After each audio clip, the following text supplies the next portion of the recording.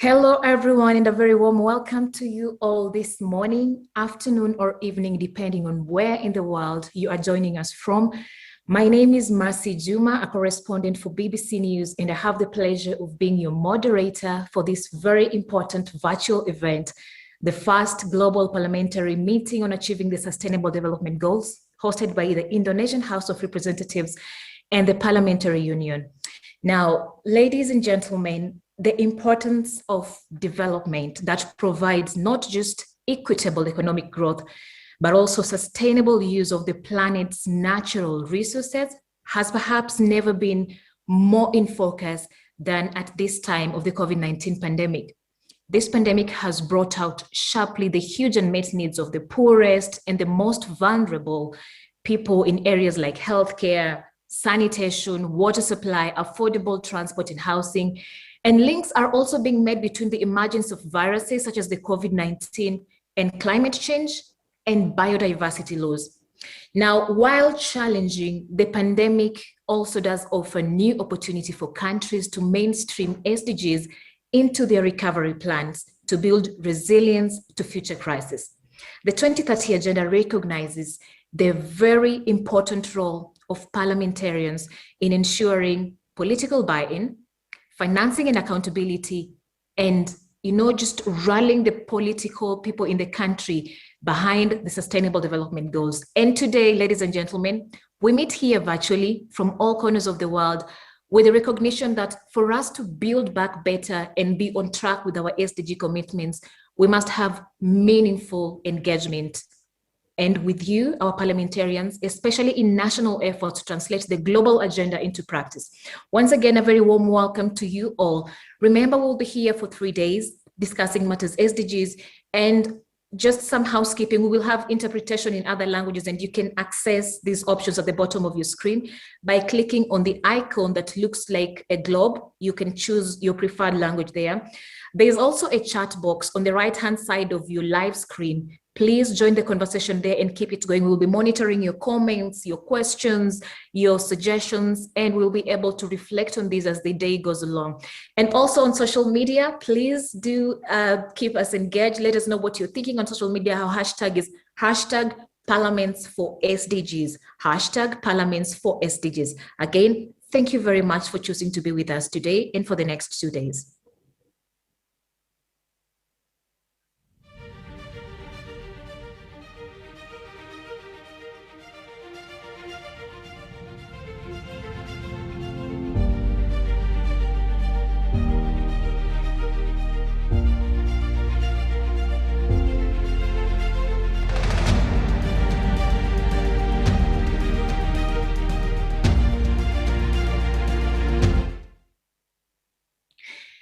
And to start off this first day of the virtual summit, here is a video from the Indonesian Parliament on what it is doing to promote progress on the SDGs, and it comes right now.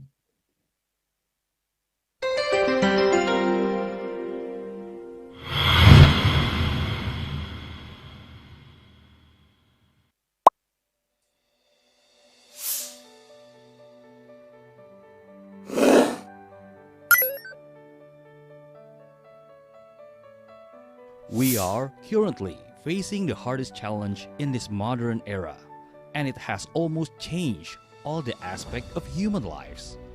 Things have changed. Every globally adopted commitment needs to be fully reorganized. COVID-19 pandemic hit the world hard in 2020. The pandemic has killed almost 5 million people all over the world. The pandemic increased the national poverty rate. That is also slows down the pursuits of Sustainable Development Goals, or SDGs, significantly. Nevertheless, we need to work together more so than ever before. This is the time to unite and to act, to turn the pandemic into an opportunity by taking the Parliament one step closer to reach the Sustainable Development Goals, or SDGs. In order to boost the implementation of SDGs, the House of Representatives of Indonesia has formed a standing committee for SDGs. The standing committee also encouraged an inclusive public participation by involving all stakeholders. especially the government, to make sure that SDGs is on the right track and integrated with the National Development Plan. Globally, the Indonesian Parliament has been collaborating very closely with Inter-Parliamentary Union, or IPU, through SDGs of assessment that aims to evaluating the Parliament's readiness to be involved in SDGs. The Indonesian Parliament has held 3 successful global meetings in a row from 2017 to 2019, which was a series of World Parliamentary Forums on SDGs, or WPFSD. The objective of this parliamentary forum is to globally develop the accountability of SDGs, to check the progress of SDGs on both the national and international level, also to strengthen and evaluate the roles of the Parliament. Sustainable Development Goals, or SDGs, is the people's most comprehensive and integrative global aspiration represented by Parliament. The Parliament is more than just procedures. The Parliament is the guardian of the people's aspiration.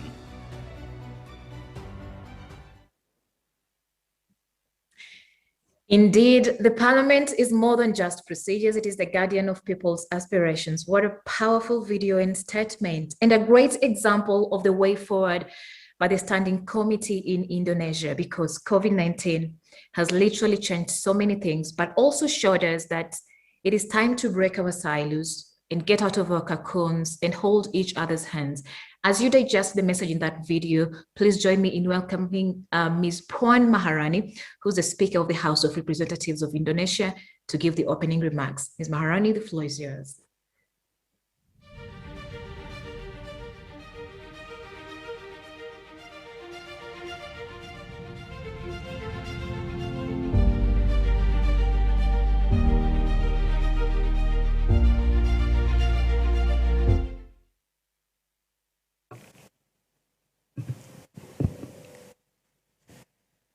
Yang terhormat Presiden IPU Mr. Duarte Pacheco, hadirin sekalian, pertemuan parlemen dalam membahas pencapaian SDGs dilaksanakan saat pandemi COVID-19 belum menunjukkan tanda akan berakhir. Pandemi telah menyebabkan krisis kemanusiaan. Lebih 124 juta penduduk dunia masuk ke garis kemiskinan dan 131 juta orang terancam kelaparan. Pandemi telah mengubah arah kemajuan dalam pencapaian SDGs tahun 2030. SDGs yang disepakati tahun 2015 telah memberi panduan bagi berbagai negara untuk mencapai tujuan bersama pada tahun 2030. Dengan panduan SDGs akan terlihat negara yang on track kemajuannya, negara yang tertinggal, dan negara yang membutuhkan bantuan masyarakat internasional. Dalam upaya mendorong pencapaian SDGs, terdapat beberapa hal yang perlu dilakukan. Pertama, kita perlu mendorong percepatan pemulihan pandemi. Menurut WHO, saat ini 5,7 miliar vaksin telah disuntikan di seluruh dunia. Namun, 73% disuntikan hanya pada 10 negara. Sementara di Afrika, tingkat vaksin masih kurang dari 2%. Namun sebetulnya, jika 5,7 miliar vaksin disuntikan merata kepada 7,8 miliar penduduk dunia, maka 36% penduduk dunia sudah mendapat 2 kali vaksin. Dunia memerlukan rencana global untuk mengakhiri pandemi atau Global Plan to End the Pandemic, termaksud Global Vaccination Roadmap.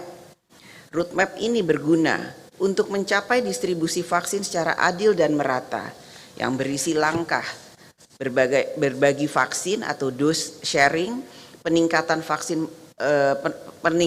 produksi vaksin global termasuk diversifikasi pusat produksi vaksin, teknologi transfer dan pengecualian hak kekayaan intelektual, penghapusan diskriminasi vaksin. Kedua, masyarakat internasional perlu melakukan koordinasi kebijakan ekonomi saat pemulihan ekonomi global. IMF menyampaikan proyeksi pertumbuhan ekonomi dunia tahun 2021 sebesar 6%. Namun, terdapat ketidakmerataan tingkat pertumbuhan dan kecepatan pemulihan ekonomi di berbagai negara. Negara dengan tingkat vaksinasi tinggi, maka ekonominya cenderung tumbuh lebih tinggi. Pemulihan ekonomi pasca pandemi juga harus dilakukan dengan transformasi pertumbuhan ekonomi yang berkualitas, inklusif, dan hijau. Ketiga, masyarakat internasional perlu berkoordinasi untuk membantu negara berkembang mengatasi dampak sosial dari pandemi, seperti ketimpangan, kelaparan, pendidikan, dan kesetaraan gender. Meski menghadapi pandemi, negara maju tetap memiliki kemampuan membantu negara miskin dalam pencapaian SDGs. Negara maju dapat memberikan paket pemulihan pandemi 28% dari GDP-nya. Sementara emerging countries hanya dapat memberikan 6% dari GDP dan negara miskin 2% dari GDP-nya. Keempat, komitmen untuk mengatasi perubahan iklim tetap harus dijaga. Krisis akibat perubahan iklim akan berdampak negatif bagi pencapaian SDGs. Dunia saat ini berada pada tipping point akan menghadapi krisis perubahan iklim. Laporan UNFCCC menyatakan berdasarkan komitmen berbagai negara, maka kenaikan emisi pada tahun 2030 akan sebesar 16%, yang menyebabkan suhu lebih panas 2,7 derajat Celcius pada akhir abad ini. Kita memerlukan political will dan kepemimpinan termaksud dari parlemen untuk meningkatkan ambisi penurunan emisi dan melakukan langkah adaptasi. Para hadirin yang terhormat, untuk menyelesaikan berbagai permasalahan bersama tersebut, maka dibutuhkan dunia yang bersatu. Permasalahan pertama tidak dapat diatasi sendiri oleh satu negara. Dunia memiliki pengetahuan, teknologi, dan berbagai sumber daya, namun kurang akan komitmen untuk bekerja sama dan saling membantu. Dalam hal ini, politik domestik juga dapat mempengaruhi posisi internasional satu negara dan komitmen akan kerjasama internasional. Karenanya, parlemen di berbagai negara memegang peranan penting untuk mendorong pemerintah dan masyarakat terus meningkatkan upaya kerjasama internasional, solidaritas global, dan menumbuhkan saling percaya. Selain itu, pencapaian SDGs juga membutuhkan dukungan politik dari parlemen untuk memastikan SDGs diterjemahkan menjadi sebuah aksi nasional dan mengarahkan sumber daya dan anggaran yang cukup serta aturan yang memadai. Di tengah situasi pandemi, Indonesia tetap berkomitmen untuk melaksanakan SDGs dan fokus pada bidang sistem perlindungan sosial, sistem kesehatan nasional, industri, pariwisata, dan investasi ekonomi hijau, sistem ketahanan bencana. Akhir kata, saya ingin menyampaikan apresiasi terhadap IPU yang bersama dengan DPR RI telah menjadi co-host pada pertemuan ini. Marilah kita bersama menunjukkan bahwa parlemen merupakan bagian dari solusi. Sekali lagi, parlemen merupakan bagian dari solusi dalam menyelesaikan berbagai permasalahan bersama, termaksud dalam mencapai SDGs. Terima kasih. Indeed, thank you very much, Ms. Maharani. Parliament is part of the solution, and you really raise valid points, from fair and equitable vaccine distribution in addressing climate change and looking at it as an emergency, and above all, going in as a unified world and not as individuals, countries. And that way, I believe it's the only way we're not going to leave anyone behind. And now, from the IPU, please allow me to introduce Mr. Duarte Pacheco, who's the president of the Inter-Parliamentary Union, to give his remarks. Mr. Pacheco, it is a great pleasure to meet you, and welcome to the virtual stage. Morning.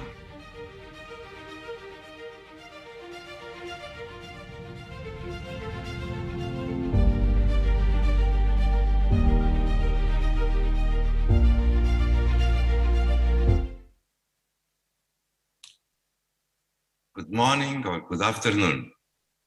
Honorable Mrs. Puan Maharani, Speaker of the House of Representatives of the Republic of Indonesia, my friend, dear members of Parliament, ladies and gentlemen.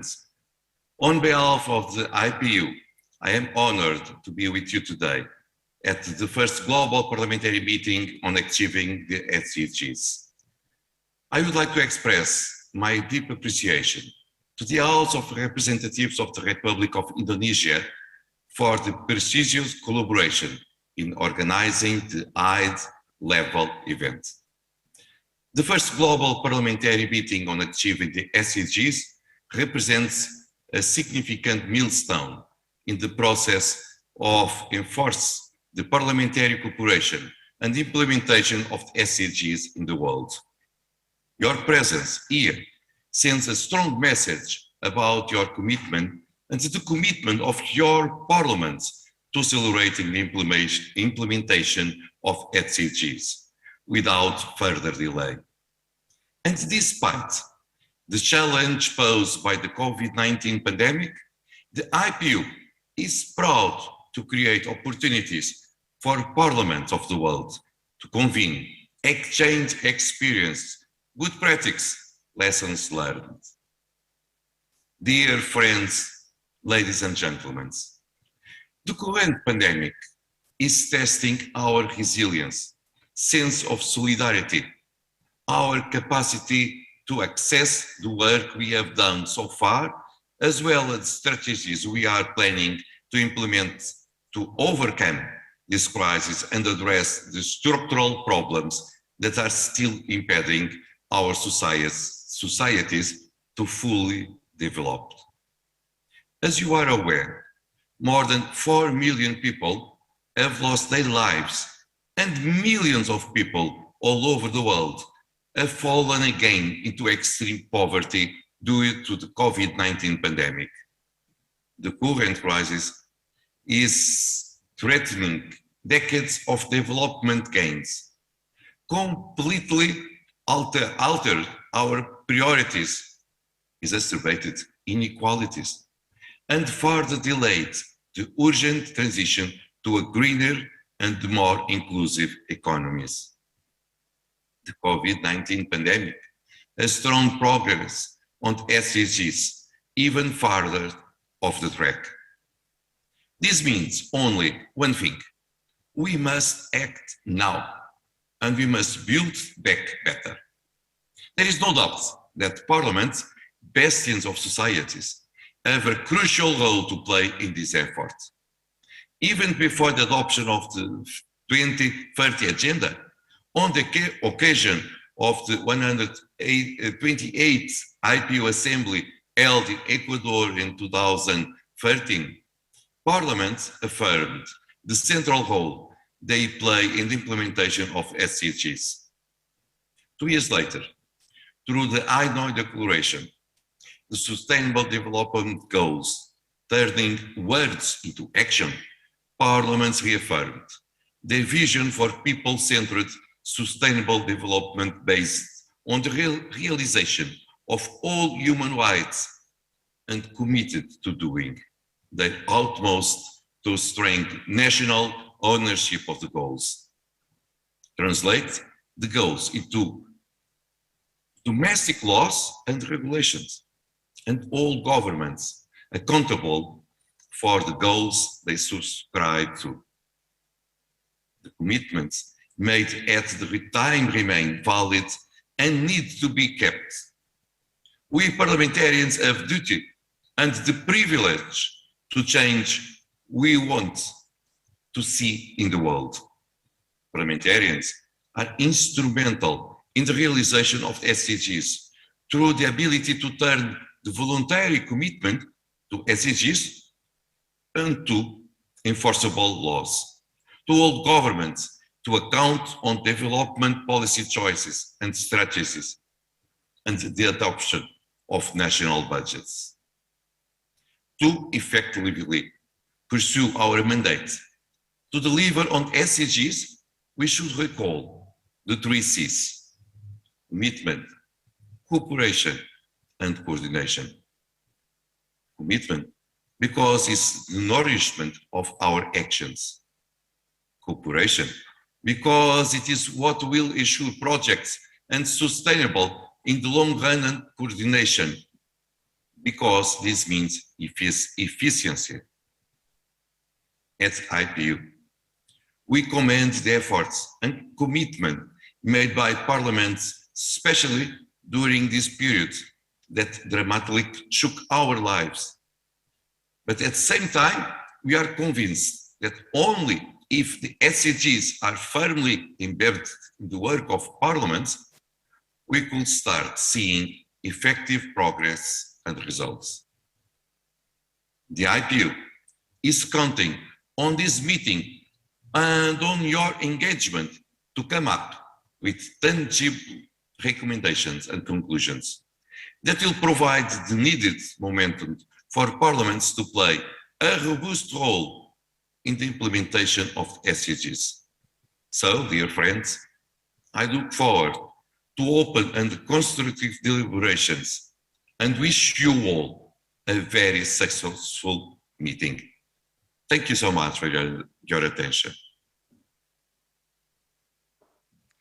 Indeed, thank you very much, Mr. Pacheco, for your remarks and commitment, cooperation, really good. I hope we reiterate that throughout the day and through the next 2 days, and how COVID-19 is now testing our resilience. And most important, and why we are here, the role that you as parliamentarians can play to help fast track the implementation of the SDGs on the Agenda 2030.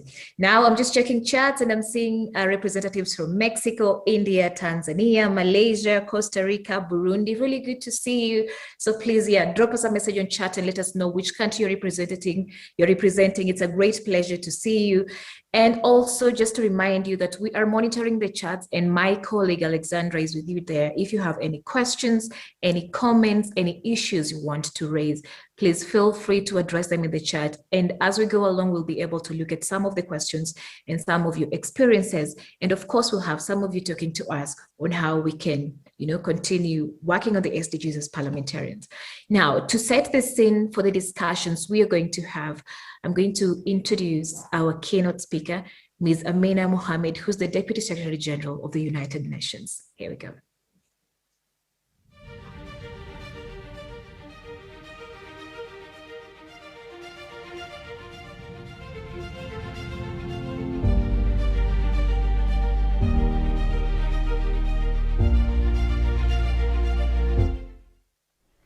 Ms. Puan Maharani, Speaker of the House of Representatives of Indonesia, Mr. Duarte Pacheco, President of the Inter-Parliamentary Union, and Mr. Martin Chungong, Secretary General of the Inter-Parliamentary Union, Members of Parliament. I would like to thank the House of Representatives of the Republic of Indonesia and the Inter-Parliamentary Union for organizing this timely meeting. Parliaments have essential roles in advancing the Sustainable Development Agenda and ensuring that member states can achieve its goals. Recovery efforts represent an opportunity to shape policies to address the structural vulnerabilities that have been exacerbated by the pandemic, including poverty, inequality, public health disparities, and institutional weaknesses. Excellencies, COVID-19 has been a tragic illustration of the vital importance of the 2030 Agenda as a holistic vision for just, prosperous and healthy societies. In its comprehensive approach to issues such as poverty, inequality, education, gender disparities, and the environment, beyond the health commitments included in SDG 3, the 2030 Agenda is critical in helping member states build a resilient response and a more sustainable, peaceful, and accountable society. In 2015, the IPU Assembly pledged to turn words into action to achieve the Sustainable Development Goals. Since then, you have worked hard to deliver on that commitment. The IPU and parliamentarians have regularly contributed to the work of the UN High-Level Political Forum to help keep up the momentum for the SDG action.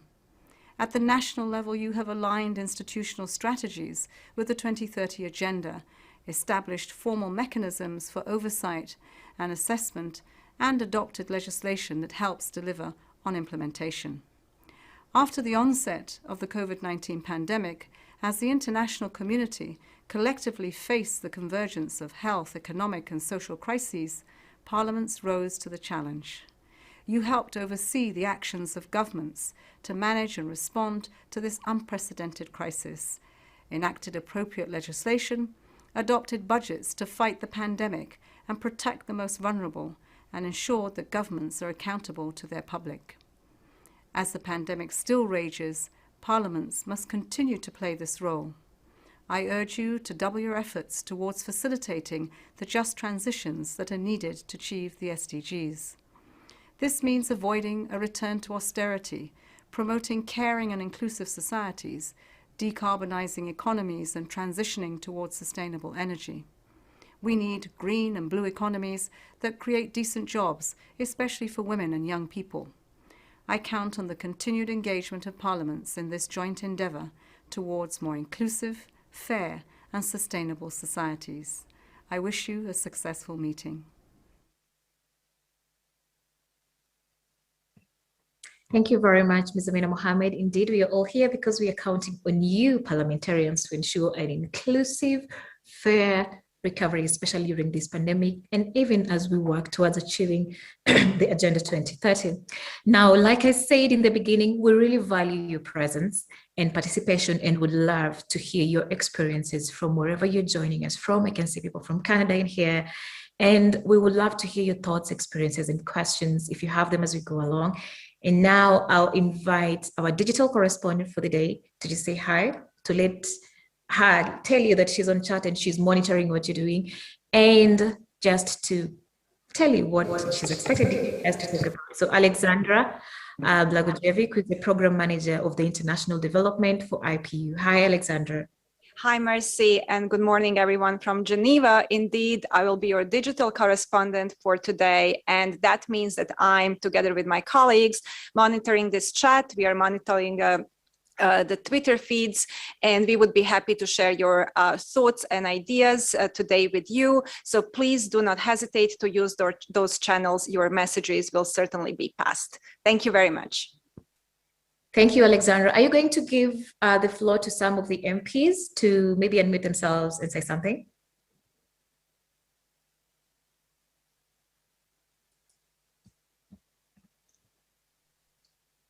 Alexandra. Yes, Mercy, can you say it again? Sorry. I'm asking, are we going to give the MPs some time to also just come on this virtual stage and mute their videos and their audio and ask some of the questions by themselves? Yes, absolutely. We have for each session, we have a keynote speaker, only one. And then later on, we definitely want to hear from parliamentarians.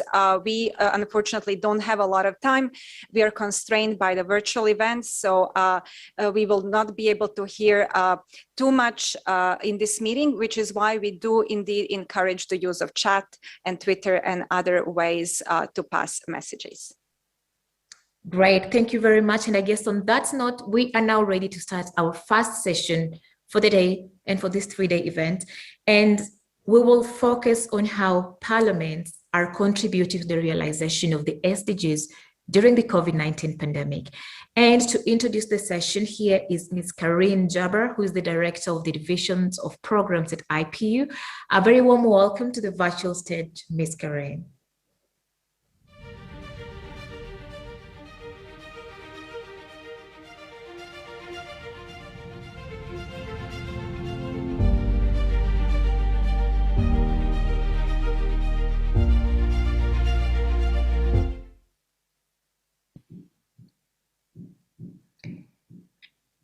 Good morning. Hello from Geneva. Hello to everyone. It's a great pleasure for me to be here with you today for this first session of the Global Conference, Parliamentary Conference on SDGs.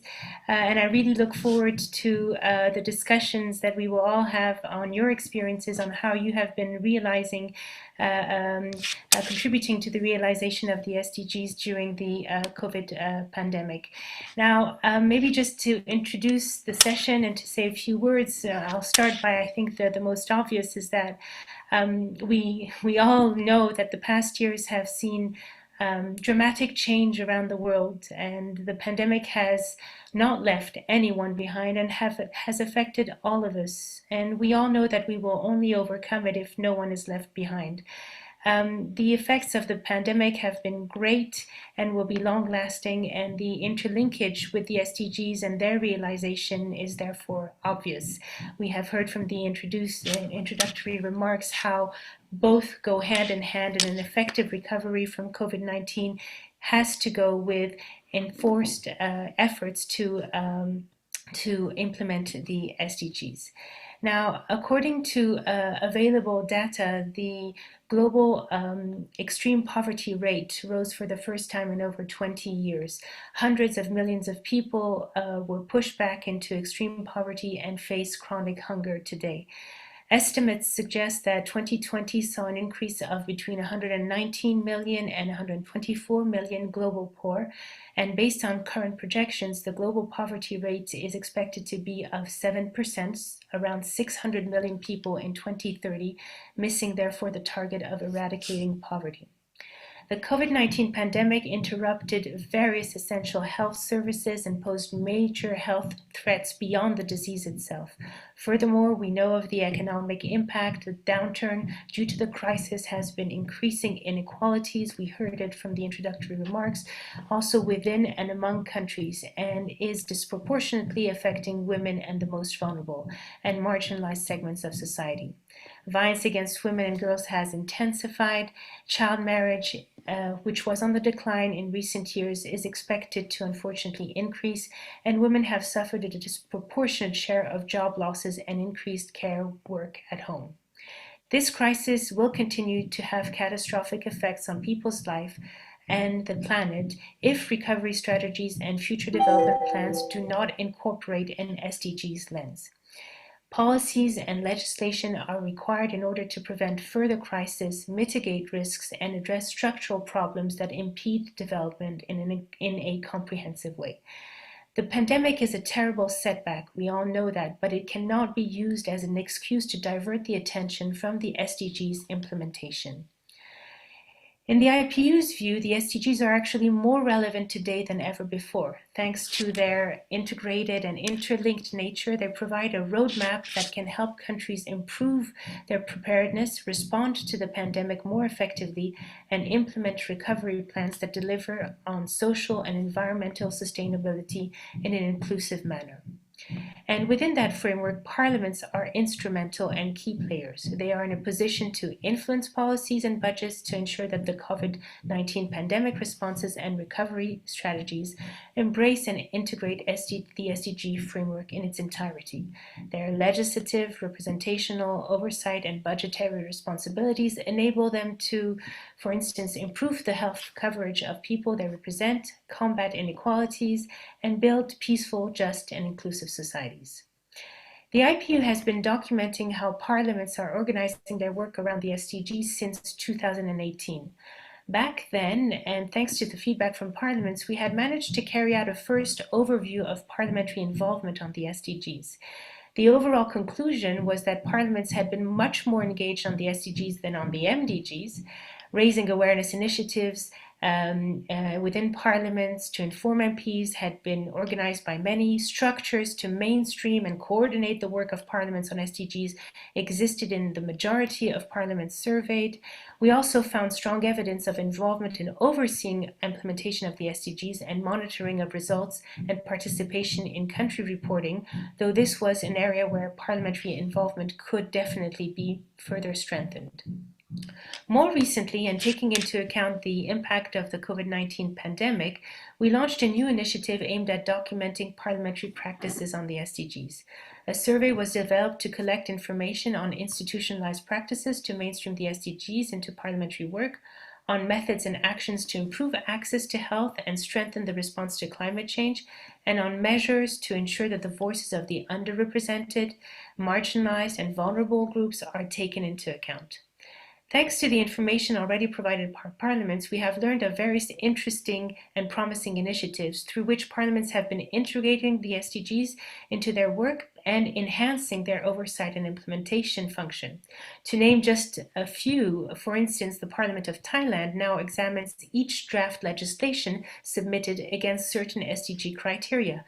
It has also established standing committees that, in cooperation with the Office of the Economics and Social Development Council, oversee how national budget allocations meet the SDGs in a systematic manner.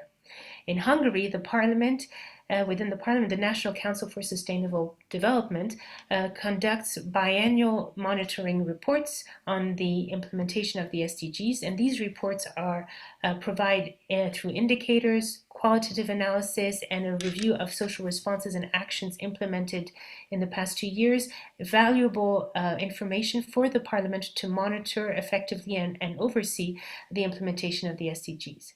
In Mexico, the Senate enhanced the mandate of the existing working group on the follow-up of the SDGs and created a special commission for the follow-up of the SDGs in Mexico with the support of all parliamentary groups and with the unanimous approval of the plenum of the Senate.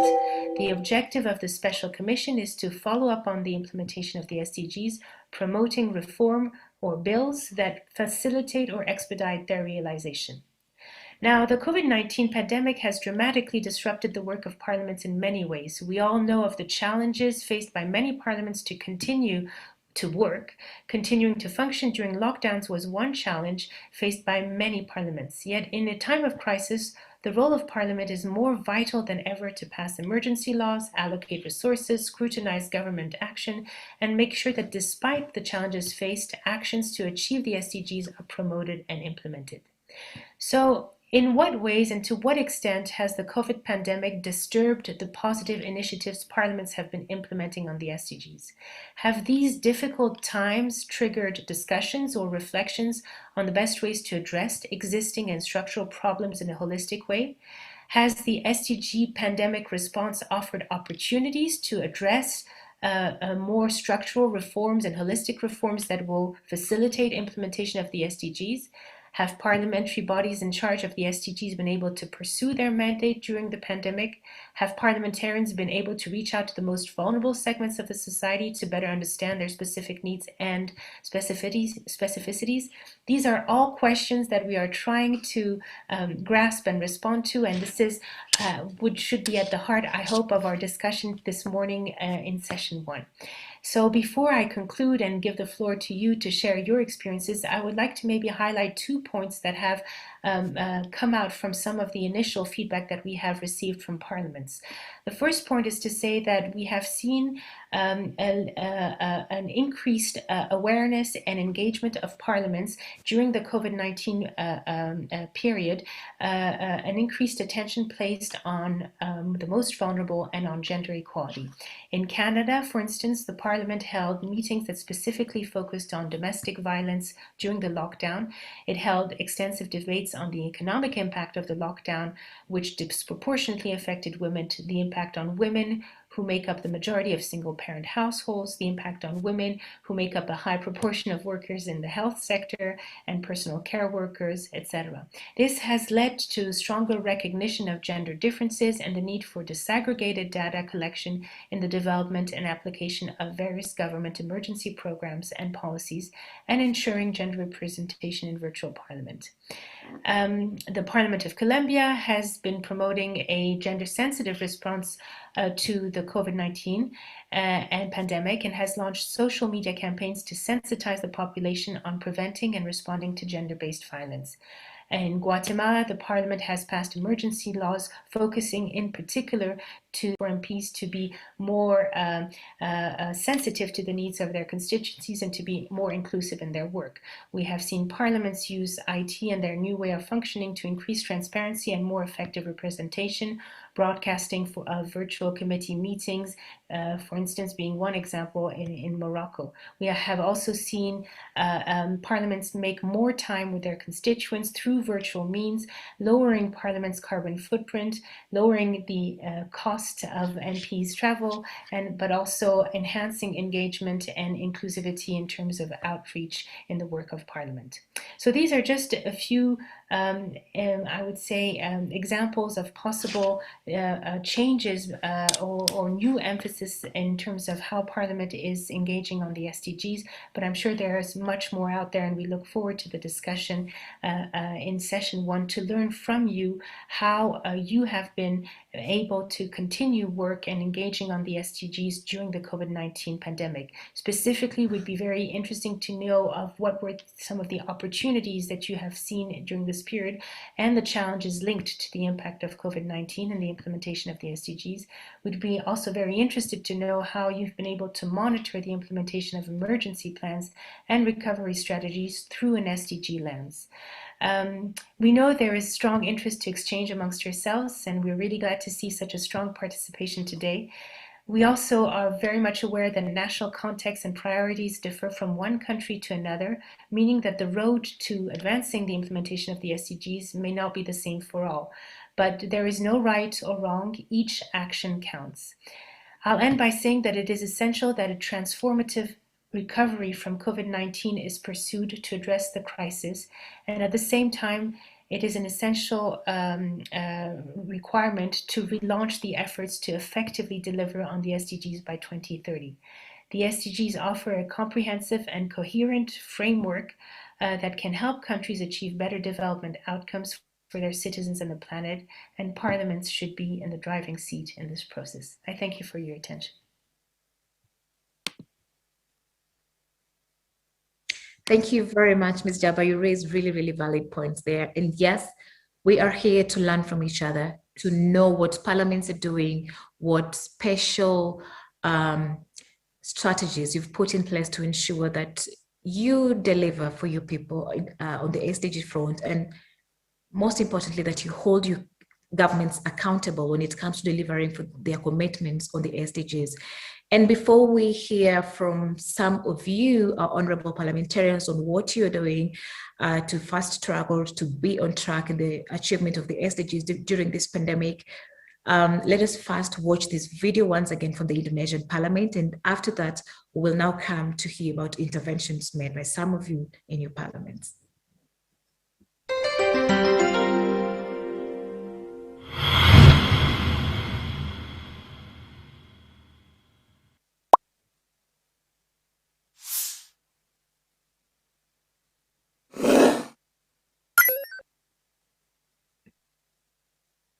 Indonesia is home to 270 million of people, consisting of 300 tribes living in 34 provinces in 5 grand islands, making Indonesia to be an archipelagic country with its cultural and biodiversity.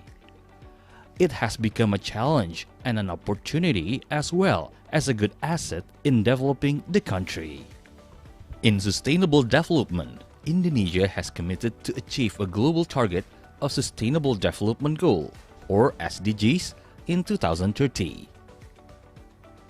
It started with placing the issue and focusing on SDGs on planning as well as setting the policy of national development on various levels. Some of the main foundations that focus on planning and determining the policies in Indonesia are legal certainty and political institution, the welfare and prosperity improvement, a developed and structured economy structure, gender equality, inclusiveness and inequality reduction, and biodiversity conservation.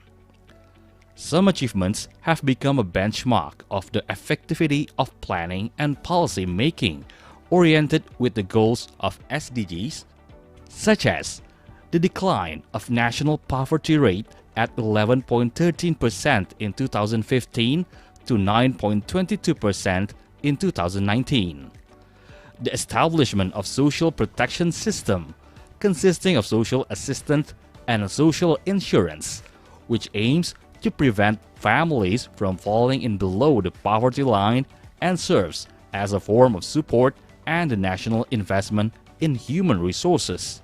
In order to improve the quality of the national human resources, Indonesia has committed to establishing the 12-year compulsory education program. Nevertheless, the development that is achieved can be quite the opposite. Since early 2020, the COVID-19 pandemic has affected the world. This catastrophic event has hindered all economic growth in all parts of the world. Responding to this matter, the House of Representatives of Republic Indonesia, or DPR RI, has legitimized the enactment number 2, year 2020, about state finance policy and financial system stability, with the aim of protecting the people's lives that are threatened by the pandemic, both from the aspect of health and safety as well as the aspect social and economic life of the community.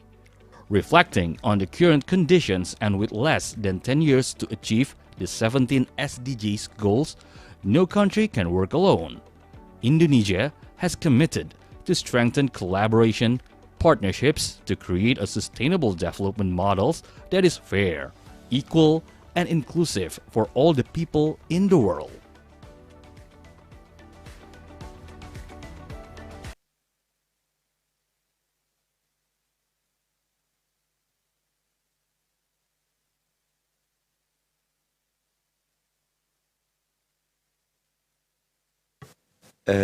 Thank you very much, the moderators.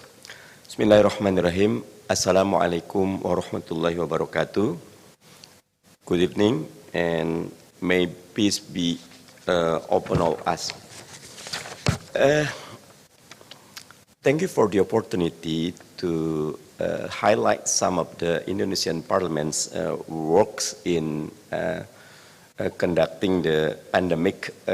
First of all, I would like to emphasize the very basic consensus that SDGs are essentially a common responsibility instead of a global mandate or solely government task.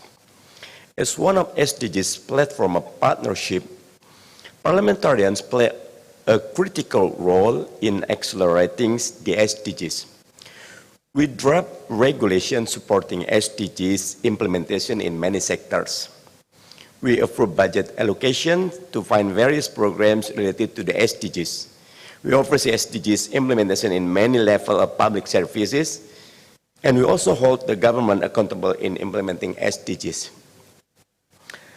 Ladies and gentlemen, more importantly, parliamentarians are also on the front row of localizing the SDGs. We know that parliamentarians have strong relations with their constituents. Parliamentarians know very well development progress in their constituents. It is a golden opportunity for parliamentarians to support this SDGs agenda contextually and locally rooted. In this point, we can strengthen parliamentarians' position who serve as a bridge between government and citizen in the people-centered development framework. To carry forward this mission, the House of Representatives of the Republic of Indonesia has just launched SDGs Dashboard. It is a digital platform centered to help members of parliamentarians in monitoring the progress of SDGs across the country real time. During this pandemic time, this platform allows us to share and monitor real-time data as well as information regarding SDGs achievement and challenges across the country. Indonesia has 34 provinces and 415 regency and 93 city government. Moreover, we also intensified the program called Parliamentarians SDGs Days. It is a special visit conducted by Member of Parliament, especially Member of Committee for Inter-Parliamentary Cooperation to local governments as an effort to seek insight and potential innovation from local actors regarding SDGs implementation. Mobilizing members of parliament who represent all the region trigger a more positive impact on SDGs. During the pandemic, parliamentarians play a pivotal role in ensuring budget allocation for health, service, and for economic recovery, both at local and national level. Parliamentarians also play an important role in vaccine distribution. As of now, the Indonesian government has distributed 136 million doses of vaccine, where parliamentarians oversee the distribution across the country in order to execute on target. In conclusion, I ask for all parliamentarians to work beyond our traditional functions. Parliamentarians must be at the forefront of a co-innovation during the pandemic time. We have to contribute both in hands-on and hands-off way.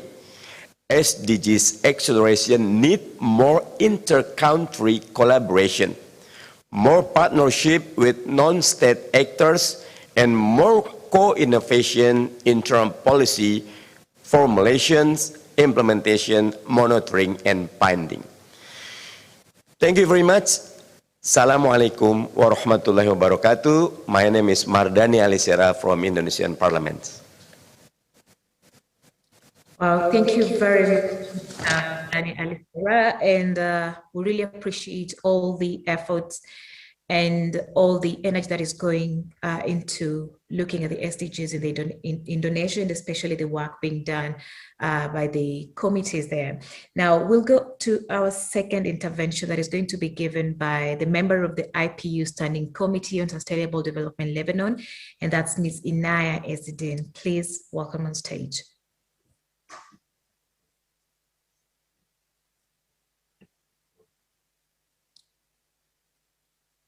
Ms. Inaya, please unmute your audio. Yeah.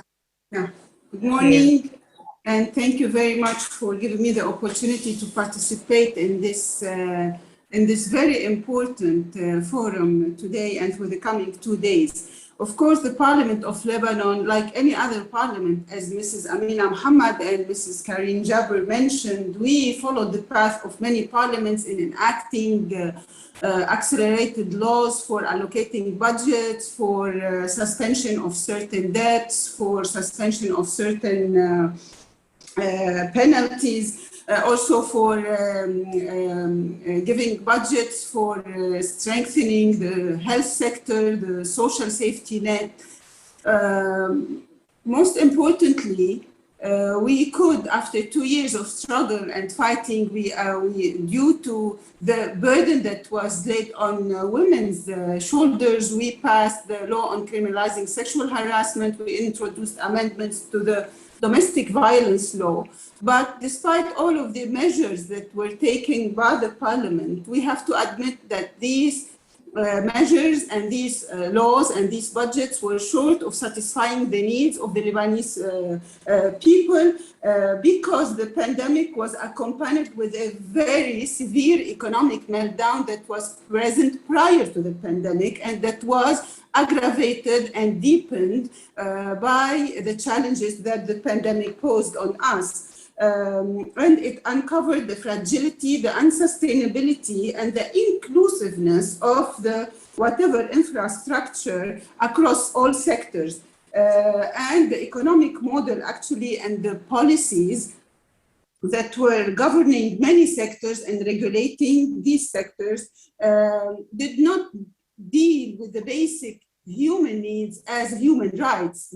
Prior to the pandemic, all of these things, including health, including food, were treated as commodities. And this led to the severe collapse that we are facing now, and the Lebanese people is suffering from, with 76% of the Lebanese families facing problems with the food security, with power, with electricity, with the education, with health, with access to essential health services that suffered from a substantial disruption and interruption of these services.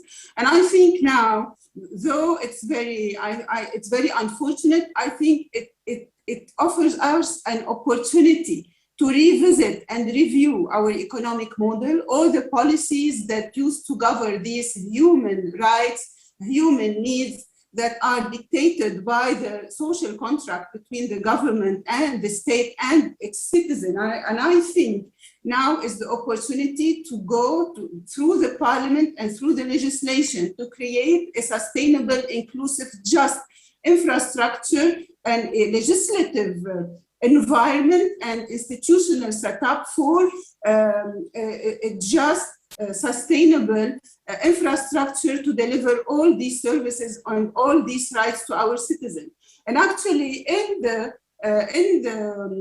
Commission for Sustainable Development in the Parliament that I have the honor to head a few months ago, I am doing a legislative framework gap analysis on the food security of the Lebanese citizen with all its 4 dimensions. And we know that food security is something that runs across sectors. It does not lie only in the agriculture, it's in the economy, it's in the finance, it's in the power, it's the environment, it's in the health sector.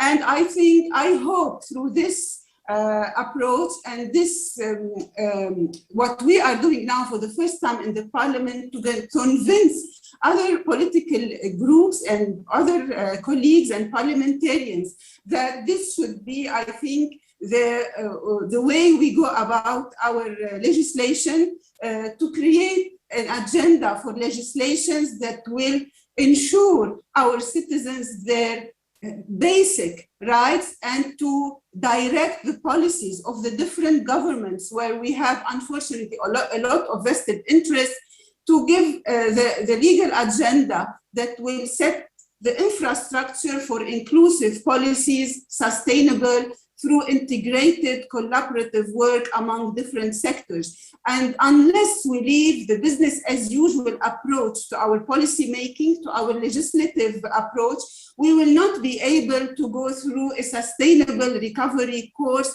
that will help us bypass all these difficulties and go towards a better sense of citizenship where everybody is equal, where everybody is, where there is accountability, where there is transformation in the governance of all sectors, and especially also in the relationship of the partnerships that we are making between the public and the private sector.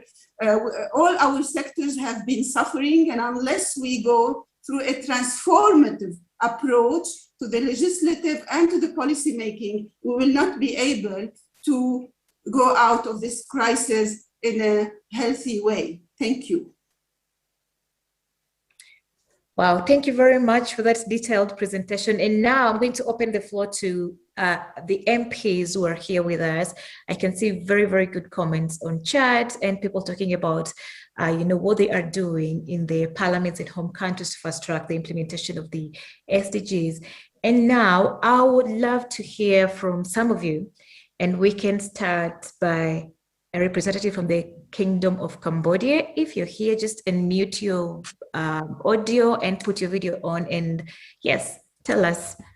Remember, we're talking about how parliaments are contributing to the realization of the SDGs, especially during this COVID-19 pandemic. Member from Kingdom of Cambodia? Thank you so much, moderator. Greeting from Cambodia. Madam Speaker of the House of Representatives of Indonesia, Excellency President of IPU, Excellency ladies and gentlemen.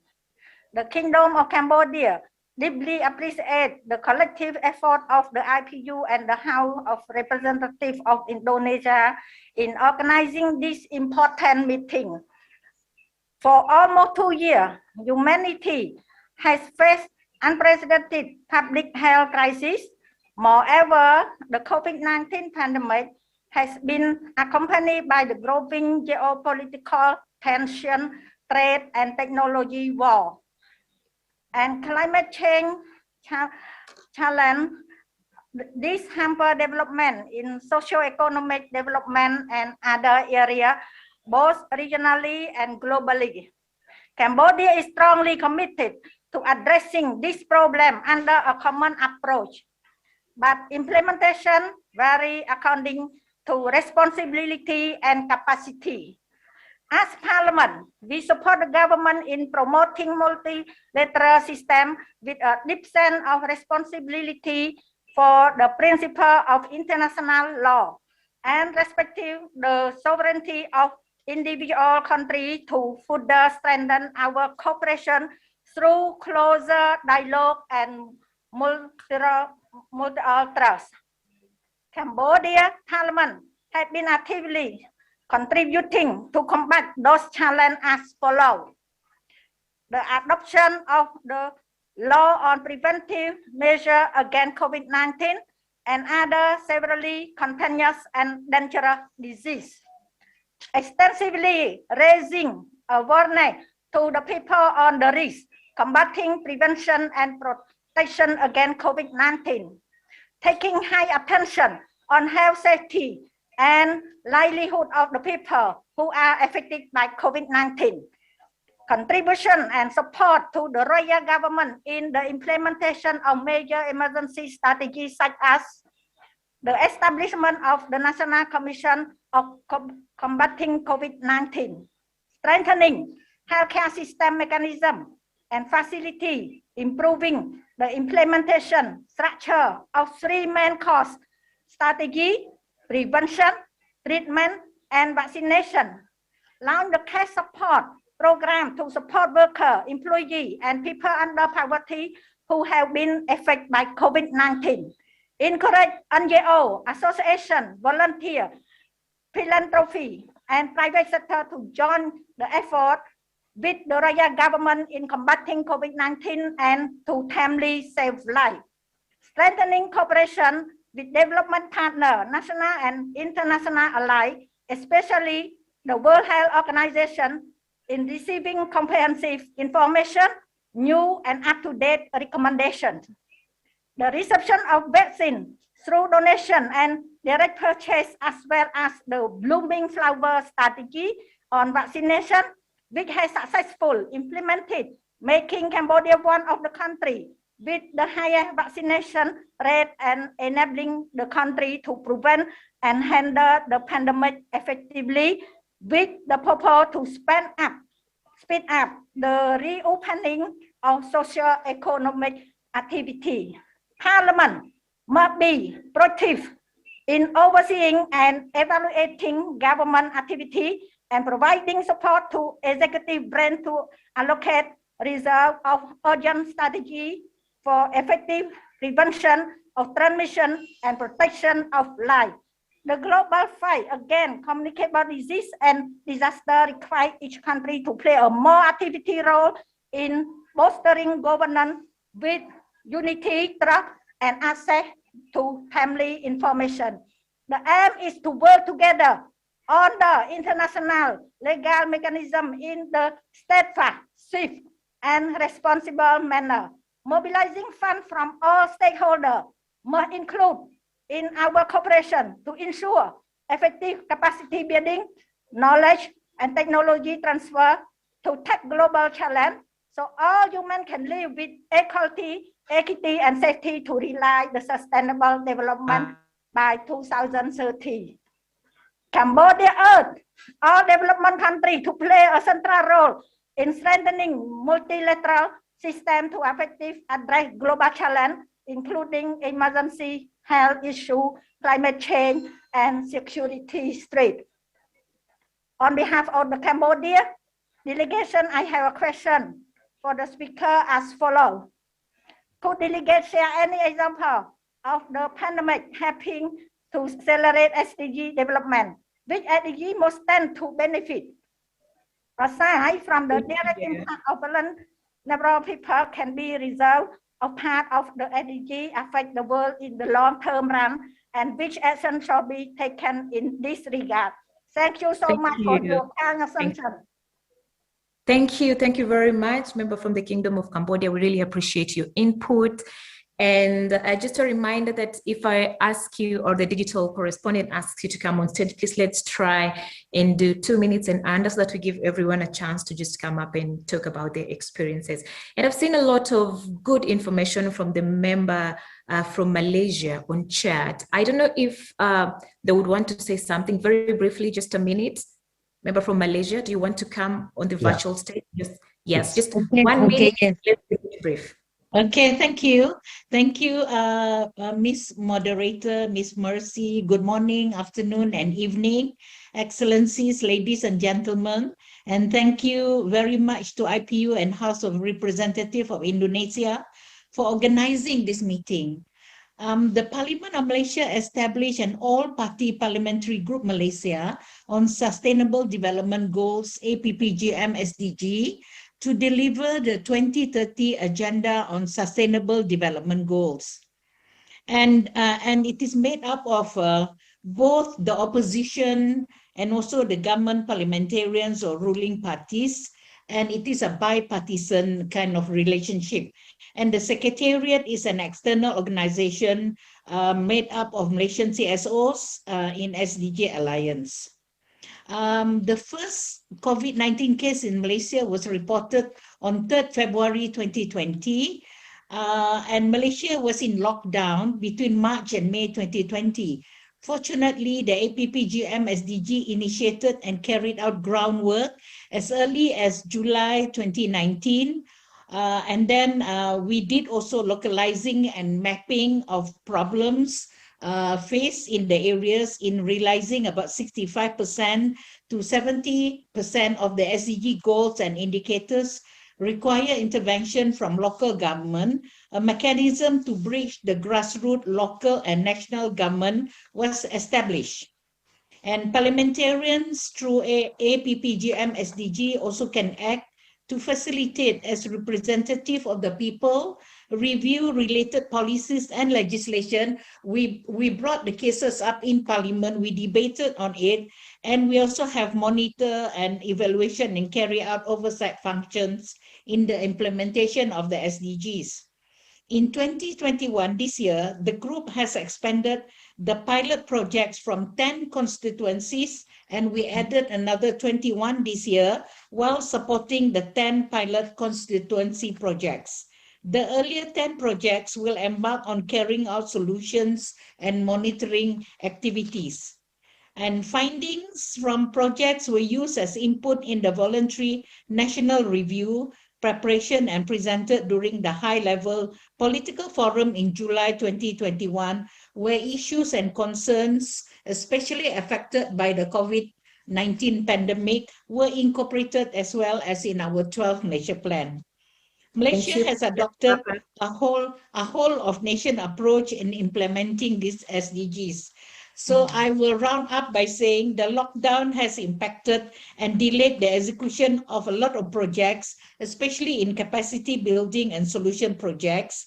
But the pandemic has a challenge to all of us in completing the planned work within 2021. So it is very timely when we had the APPGM SDG, we had a bipartisan kind of cooperation, and we had the CSOs, netizen also coming forward, because the pandemic has made us come together for the good of the people affected by pandemic. Thank you very much. Thank you. Thank you very much. Really appreciate your comments.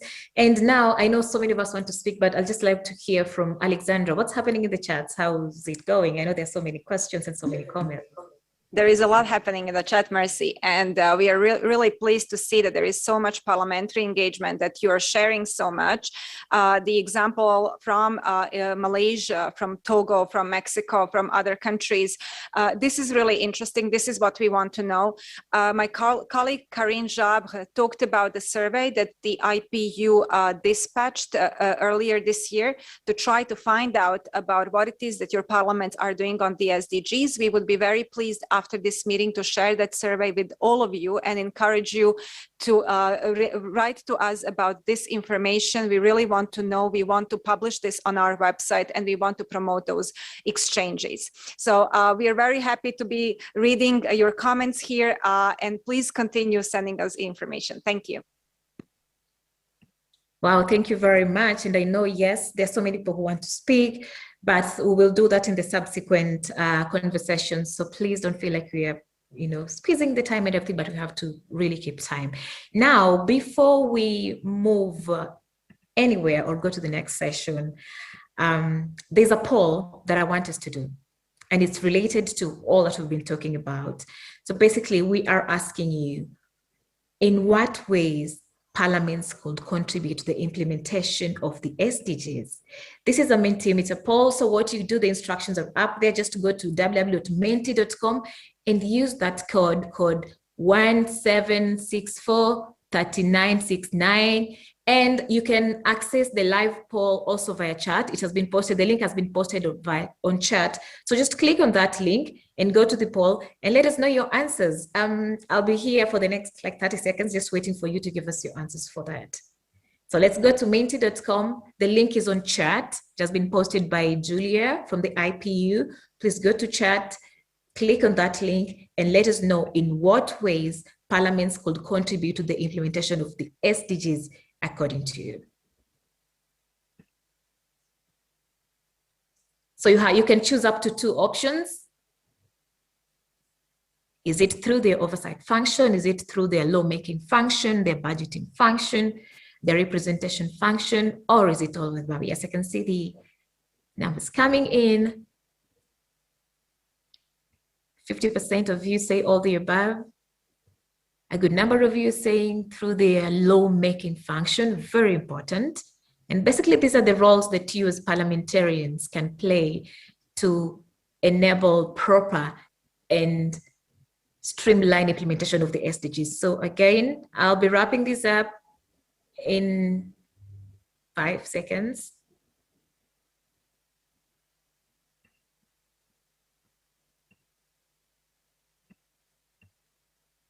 I hope you all got a moment through the poll. And yes, about 48% of you say all of the above. A good number say through the lawmaking function. 8% of you say through their oversight function, and another 8% talk about through their representation function. Yes, the numbers are still going up. Thank you so much for taking time to answer that poll. In what ways parliaments can contribute to the implementation of the SDGs?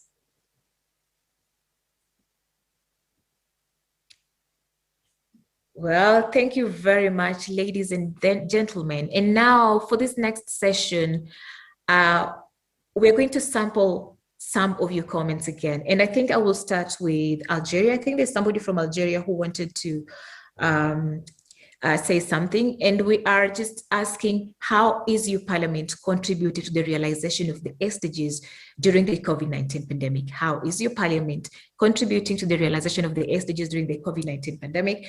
And very quickly and very briefly, please keep this under 1 minute and 30 seconds. Let's just, give our views, wrap it up, and we can paste or talk about everything else on the chat. So first, I will come to the member from Algeria. Please unmute your mic and let us see you on video, and please go ahead.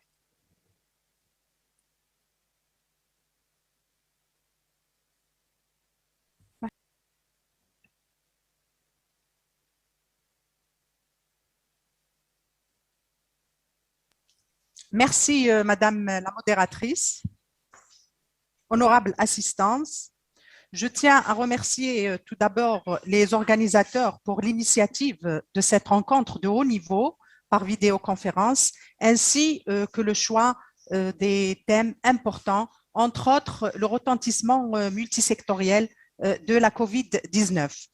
L'Algérie est pleinement engagée dans la réalisation des ODD, des objectifs de développement durable. Je vous parlerai de notre expérience concernant l'ODD 3 sur la santé, parce que le temps ne me permet pas de parler de l'ensemble des ODD.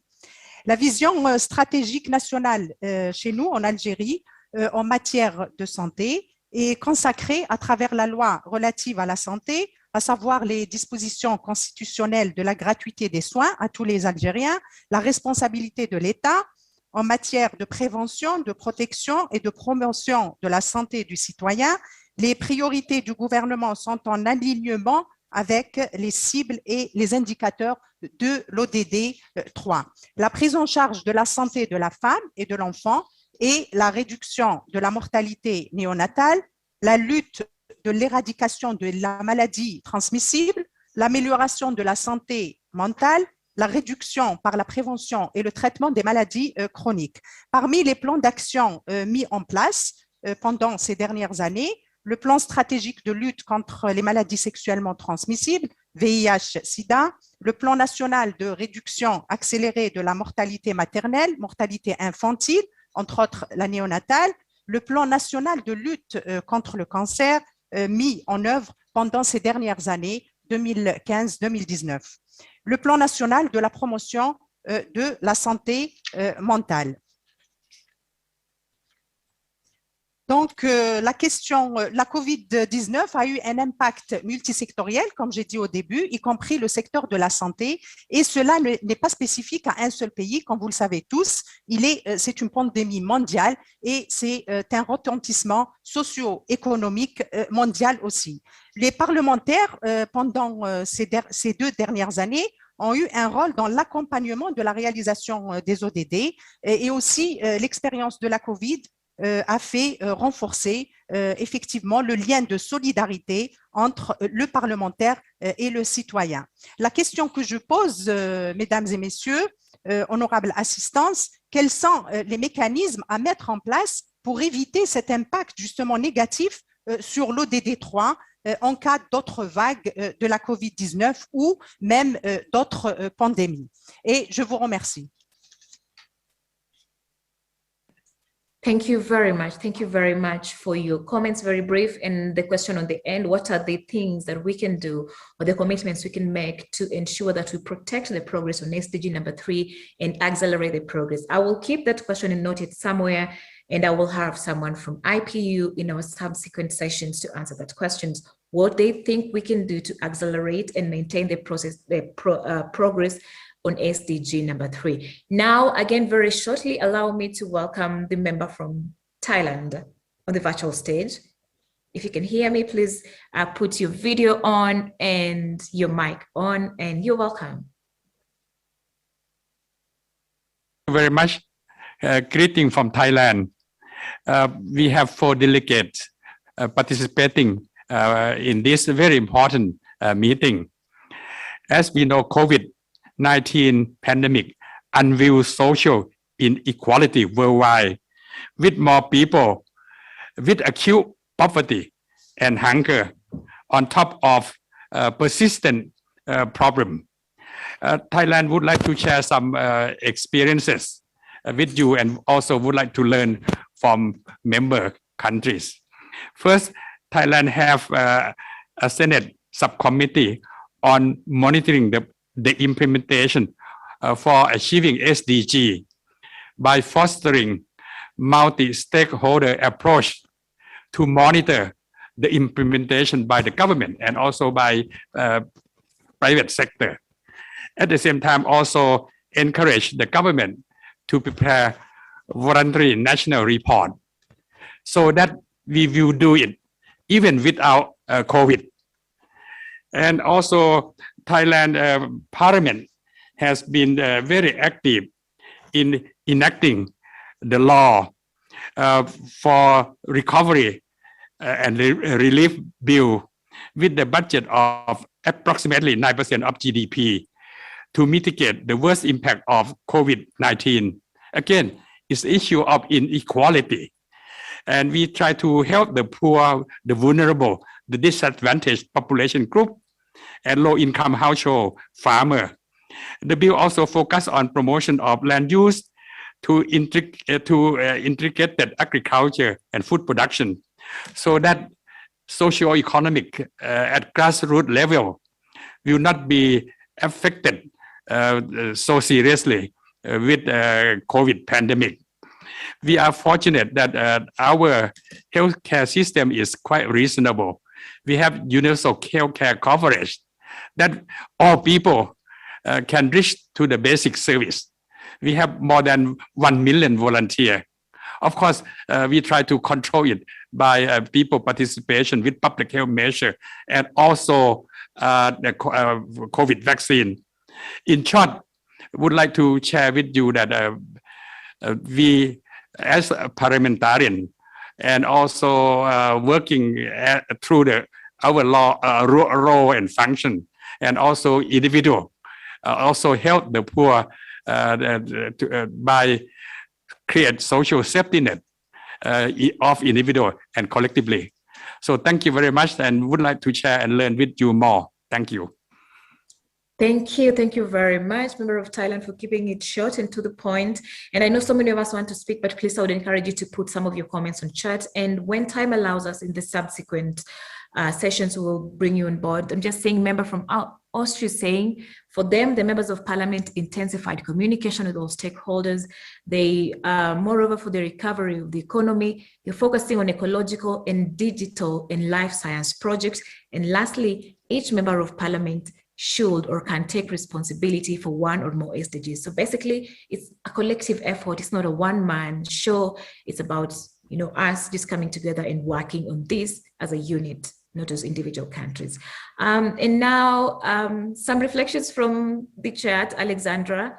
Sorry, I can't allow everybody to come on board, but maybe you can just summarize what's happening on the chat. Thank you, Marcy. There is a lot happening in chat. Also, as I speak, we heard those comments from Austria, also from Tanzania, from other countries. You are all able to see them, so I will not summarize them here in the interest of time. As I said, we will be sharing after the meeting today, after the session, the survey that we would kindly ask you to complete. It's not a long survey. It will not take a lot of time. We will publish the results on the IPU website, and we really look forward to hearing from you. Thank you very much, Alexandra. And now let us introduce our second session of the day, titled Leave No One Behind. Are we keeping the promise? Because Leave No One Behind is basically the central promise, the transformative promise of the SDGs, and it represents the commitment of all countries to eradicate poverty in all its forms and discrimination and exclusion, and reduce the inequalities and vulnerabilities that leave people behind and undermine the potential of individuals and of humanity as a whole. Here we go.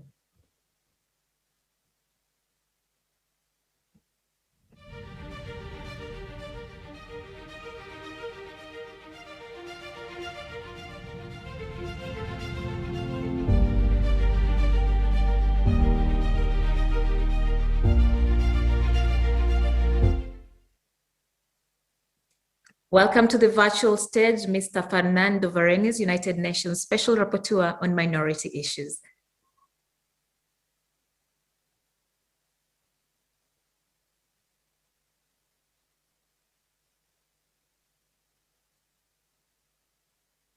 Sorry, we cannot hear you. Please unmute your mic. Thank you, Madam Moderator. Excellent. Thank you. Honorable parliamentarians, mesdames et messieurs, señoras y caballeros, bonjour tout le monde. Assalamu alaikum, selamat. Please allow me first to express my gratitude at the privilege of addressing this first global parliamentarian meeting on achieving the SDGs. I'm, of course, especially grateful to the organizers, the Inter-Parliamentary Union and the House of Representatives of the Republic of Indonesia for this honor. Terima kasih. So let me directly respond to the theme of this online meeting. Are we keeping the promise of leaving no one behind? The short answer would have to be no, because inequalities worldwide are growing. They're getting worse between the have and the have-nots, particularly for poorer segments of societies, and in particular minorities and indigenous peoples, as well as between wealthier states and most countries, actually. And all of this has been exacerbated, though not created, by the pandemic. Now, in short, many more are now being left behind, despite the commitments to the contrary in the SDGs.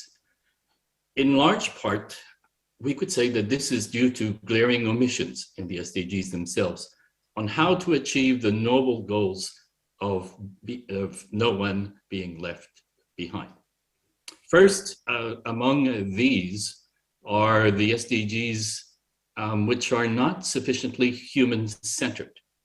Because if the ultimate goal is to leave no one behind, then SDG targets should mainly focus on people. They don't. Secondly, most SDG targets should also logically concentrate on those most vulnerable to being left behind. And there is no mystery here. they are well known. Those that tend to be left behind are women, indigenous peoples, migrants, minorities. And yet, once again, these vulnerable groups are not sufficiently prioritized. And in the case of minorities and indigenous people, are almost never mentioned despite being amongst the most vulnerable. So it's not surprising that to a large degree, and there are some notable exceptions in some areas in some countries, these objectives, these goals are not being fulfilled. As my report to the UN General Assembly in New York in a few weeks will point out, of the 169 Sustainable Development Targets, only about 30% are human-centered. And out of 232 Sustainable Development Indicators, only some 35% are human-centered. In other words, they measure progress in terms of people and or their human rights. And we have to keep this in mind. The SDGs are seem to be more about development than people. And there's here the risk that the most vulnerable and marginalized in society may not fare well in the UN's overall development agenda for 2030. And there's even the risk that they will be left further behind, particularly because of systemic and other forms of discrimination. And to be more precise, out of 169 Sustainable Development Targets, only 25, or about 15%, explicitly focus on gender. Only 17, or about 10%, on age, and only 2, or 1%, on minorities or indigenous peoples. And of 232 Sustainable Development Indicators, only 46, or about 19%, are targeting or are designated according to gender. There are only 2 of these indicators, under 1%, deal with indigenous status, and there's none, absolutely none, that specifically refer to minorities, for example. A few months ago, the UN High Commissioner for Human Rights, Michelle Bachelet, urged states to adopt a transformative agenda to uproot systemic racism and discrimination, and she detailed the compounding inequalities and growing stark economic and political marginalization that affect, well, minorities such as people of African descent, and in particular pointed out how they disproportionately live in poverty and face serious barriers in accessing their rights. And she also decried the lack of comprehensive official disaggregated data regarding these minorities. So let's keep this in mind. Among those most likely left behind are minorities and indigenous people who face multiple and intersecting forms of discrimination. Think of indigenous people, or Roma or Dalit women or girls, for example. They are often doubly marginalized and disadvantaged, and even are particularly vulnerable to abuse and denial of basic human rights protection. Whether their situation will be improved under the 2030 agenda, or whether they will fall behind when the majority in the country may enjoy fully the benefits of social and economic development, is simply, or seems simply, not to be factored in the SDG indicators.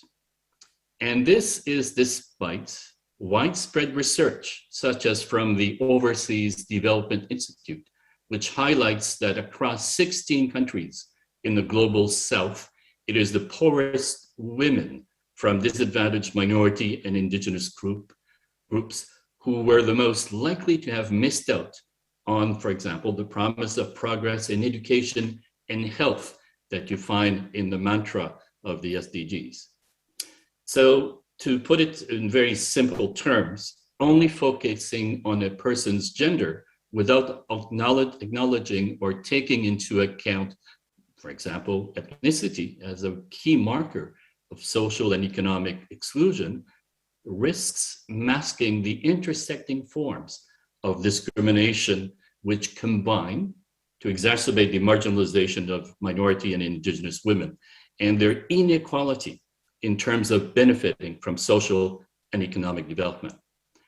The situation of particularly marginalized minorities and indigenous people, and especially women, is getting not better, it's getting worse in many parts of the world, in part due to the pandemic, because of the lack of focus on those who should be the main targets and beneficiaries if leaving no one behind is more than an empty slogan or soundbite.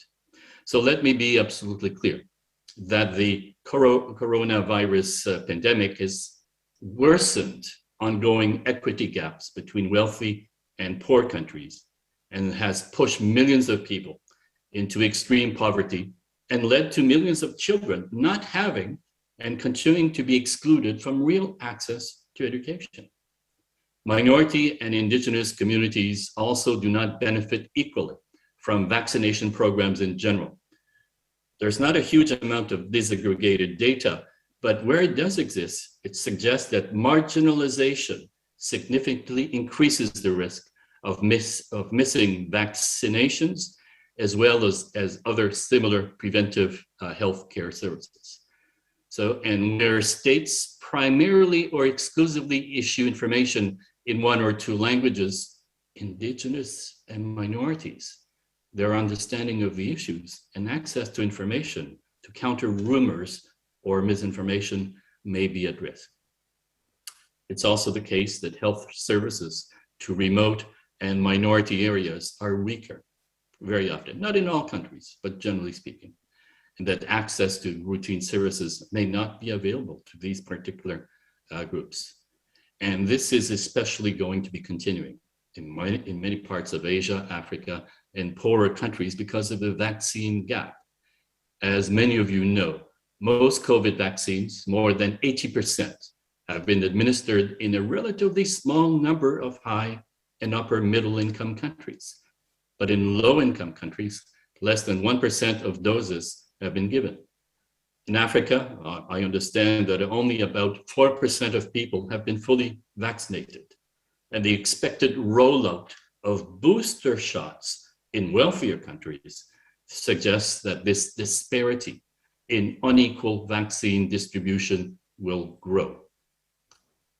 Truly effective policies need to focus where and how they are most needed and effective.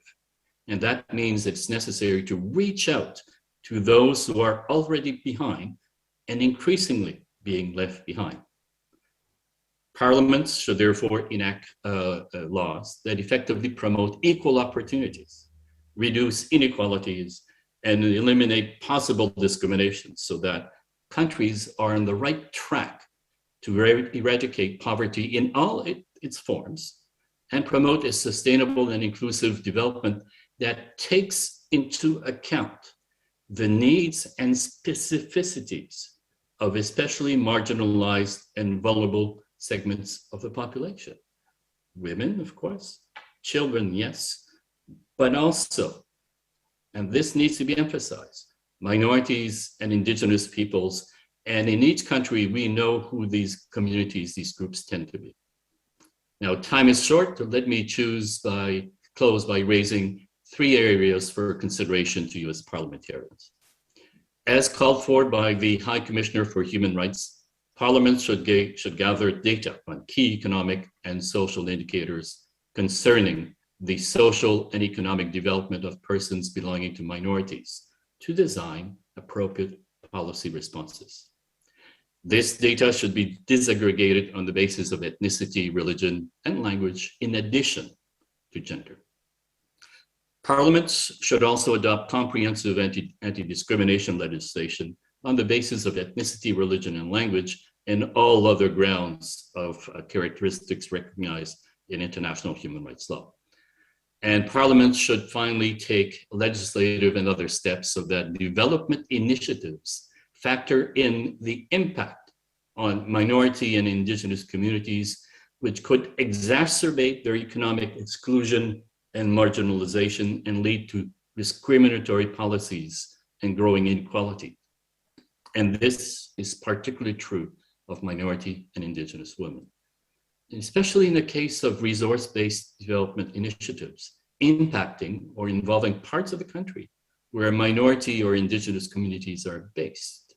Initiative must include prior local consultations, impact assessment studies, which focuses on these communities, as well as action plans on how local minority or indigenous communities will be prioritized in employment schemes and sharing on the project revenues or benefits in order to comply with a human rights-based approach to development, and in particular, the prohibition of discrimination in the sharing of property.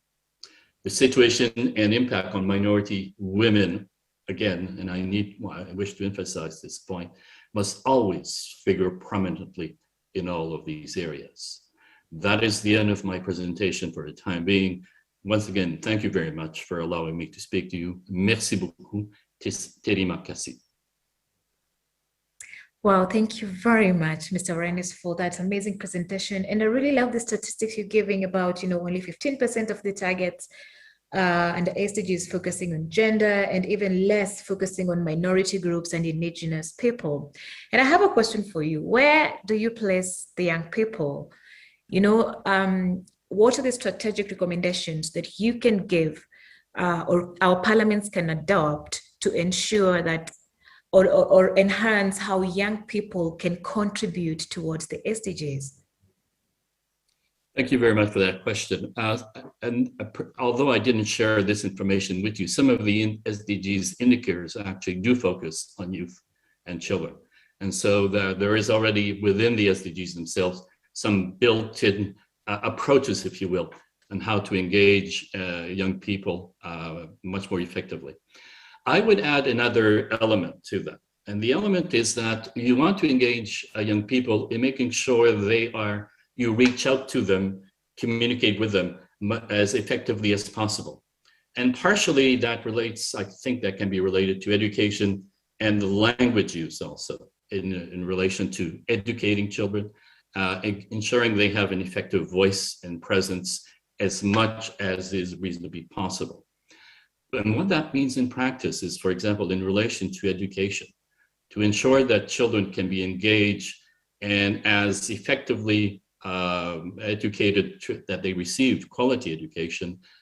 This should also reflect their cultural and linguistic realities and context. UNESCO and in fact there's many other studies prove that education in the language of children is the most effective way to ensure, where possible, that they receive quality education that is appropriate to them and gives them the basic skills, if you will, to learn more effectively all subjects, and including to acquire fluency in other languages. So to increase multilingualism and the ability to function in society, including in the official language and minority or indigenous languages. So to engage with children means that to engage to them in their language, and to engage with them in a way where they reach their full capacity. And that means quality education and also education in their own language. Well, thank you very much. And now, I'll still, dwell a bit on this topic, leaving no one behind. And I would really love to get some insights about, the women. And I think on the Zoom call, we have Ms. Lesia Vasilenko, who's the president of the Forum of Women Parliamentarians. Ms. Lesia, if you just can put your camera on. And yes, in your opinion, and just basing on all that Mr. Varenis has presented and looking at the whole chapter about not leaving anyone behind, how far are women from achieving the SDGs relative to the men? Well, actually, thank you for having this conversation and for initiating such an interesting discussion with the very honorable experts. I think it is much needed in all our parliaments, wherever we are in the world. And back to your specific question, I think that we are still far away from calling our world one where decision-making is done in a just and inclusive manner. And at the end of the day, this means that the decisions that are adopted, they cannot be 100% effective, and they cannot deal with the issues which all members of society face. Meaning that if women are not equally represented at the decision-making table and in this decision-making rooms, their needs, their interests are not accounted for in the same way that men's needs and interests are accounted for.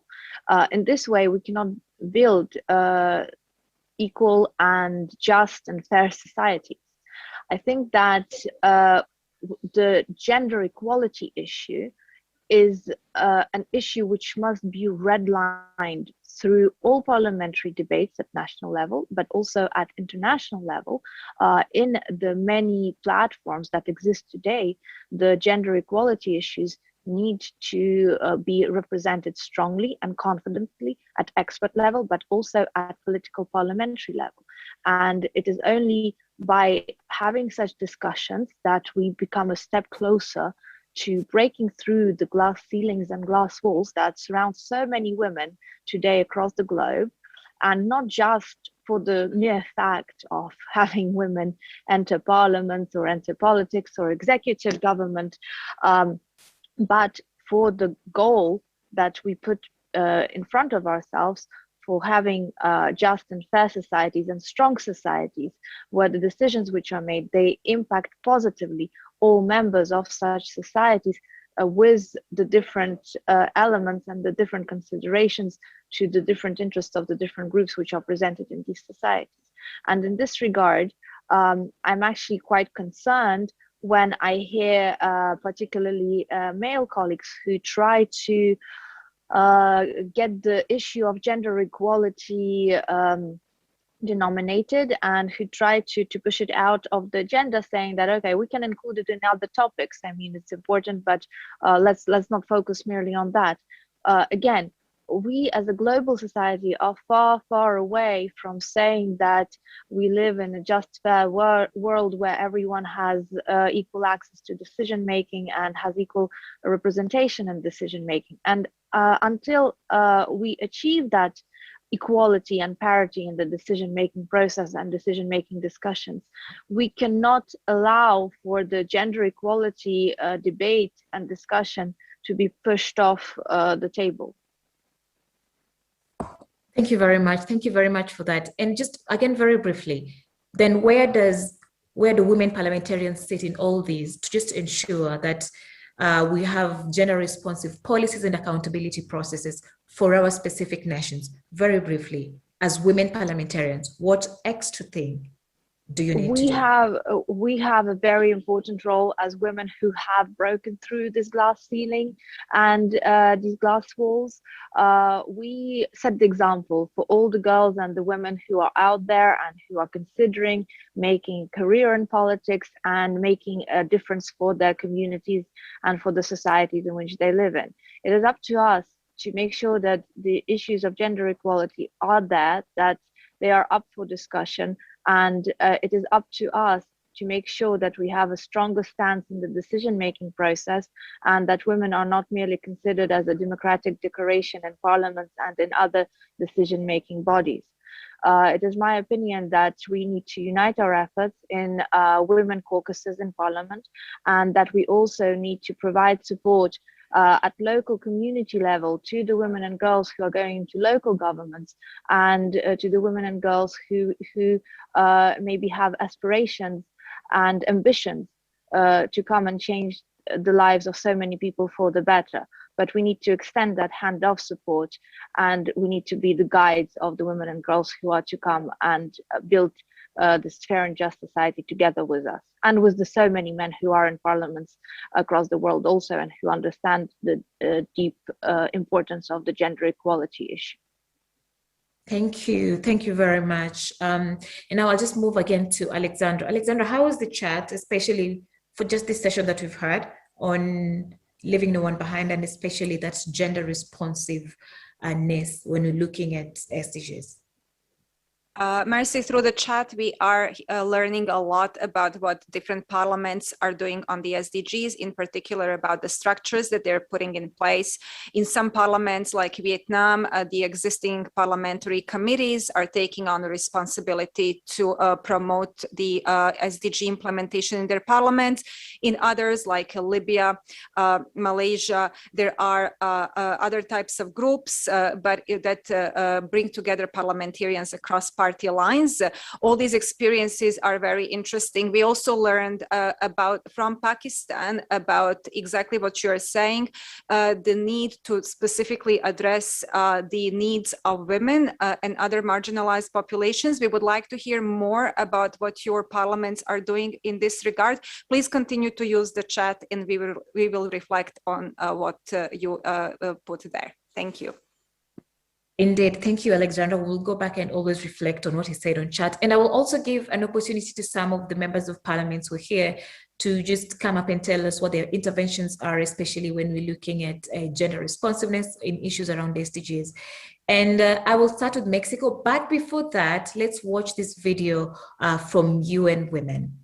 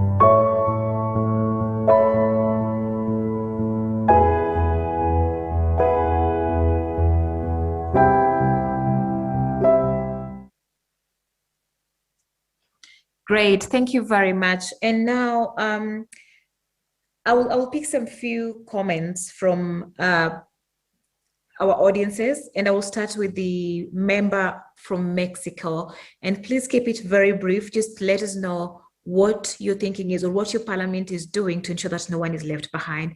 Please keep it at 1 minute and 30 seconds maximum. And then after Mexico, we will go to Pakistan. Hola, ¿qué tal? Buenos días. Desde México a las 3 de la mañana estamos aquí con mucho gusto participando en este primer Parlamento Global. Soy Marta Lucía Micher Camarena y soy senadora de México y presidenta de la Comisión para la Igualdad entre Mujeres y Hombres. Primero decirles que desde 2018 en este país gobierna Andrés Manuel López Obrador, un hombre que durante 18 años luchó para llegar a la presidencia de la República. Por fin, después de mucho tiempo, estamos combatiendo la austeridad, más bien trabajando por la austeridad, precisamente porque encontramos un país hecho pedazos. Nadie gana más que el presidente y en este país, gracias a esa austeridad, pudimos enfrentar precisamente la pandemia para poder en este momento decir que tenemos a más de 100 millones de mexicanas y mexicanos vacunados. Lo primero que hicimos fue atender a la población históricamente olvidada, combatir las desigualdades, libres de discriminación, de racismo, de sexismo, con perspectiva de género. Apoyamos a las personas indígenas, afromexicanas, niñas, niños y personas de la tercera edad.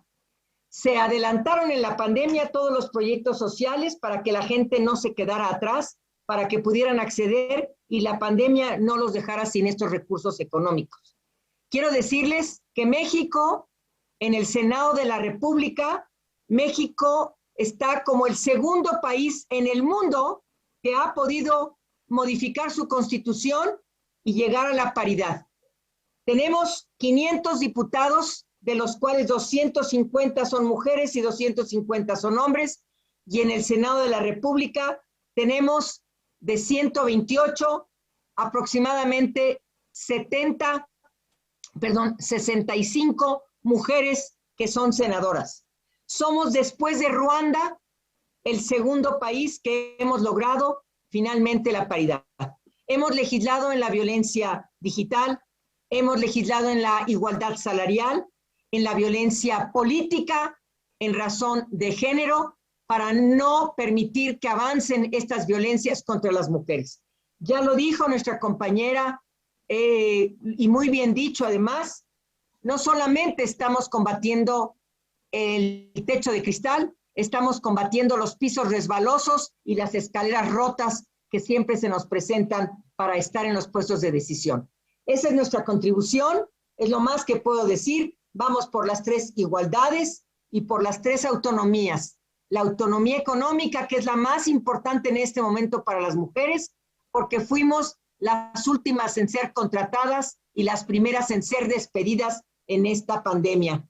Vamos por la autonomía política y también por la autonomía física. No más violencias contra las mujeres. Tenemos tipificado el feminicidio en este país, es un delito, y la Suprema Corte de Justicia de la Nación, recién hace 15 días, acaba de decidir que ninguna mujer por aborto será encarcelada en este país, lo cual es histórico para toda Latinoamérica y para todo el mundo.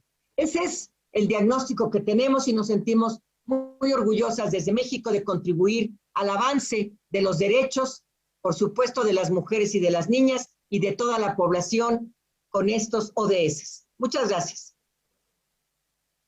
Thank you very much. Very detailed things about what Mexico are doing. And now let's hear from Sherry Rahman from Pakistan. Please put on your video. Good afternoon, good morning. I hope you can hear me. Yes. Thank you very much for organizing this very crucial forum for convening several parliaments at one go and sharing best practices and challenges that we have all gone through and are still undergoing in a global pandemic that many generations will yet to still understand its after effects. So I think the first thing that affected Pakistan was the effect of the lockdowns, the collapse of vulnerable healthcare systems, creaky healthcare systems. But I think what we did was respond as quickly as possible. We have 4 provinces in the country.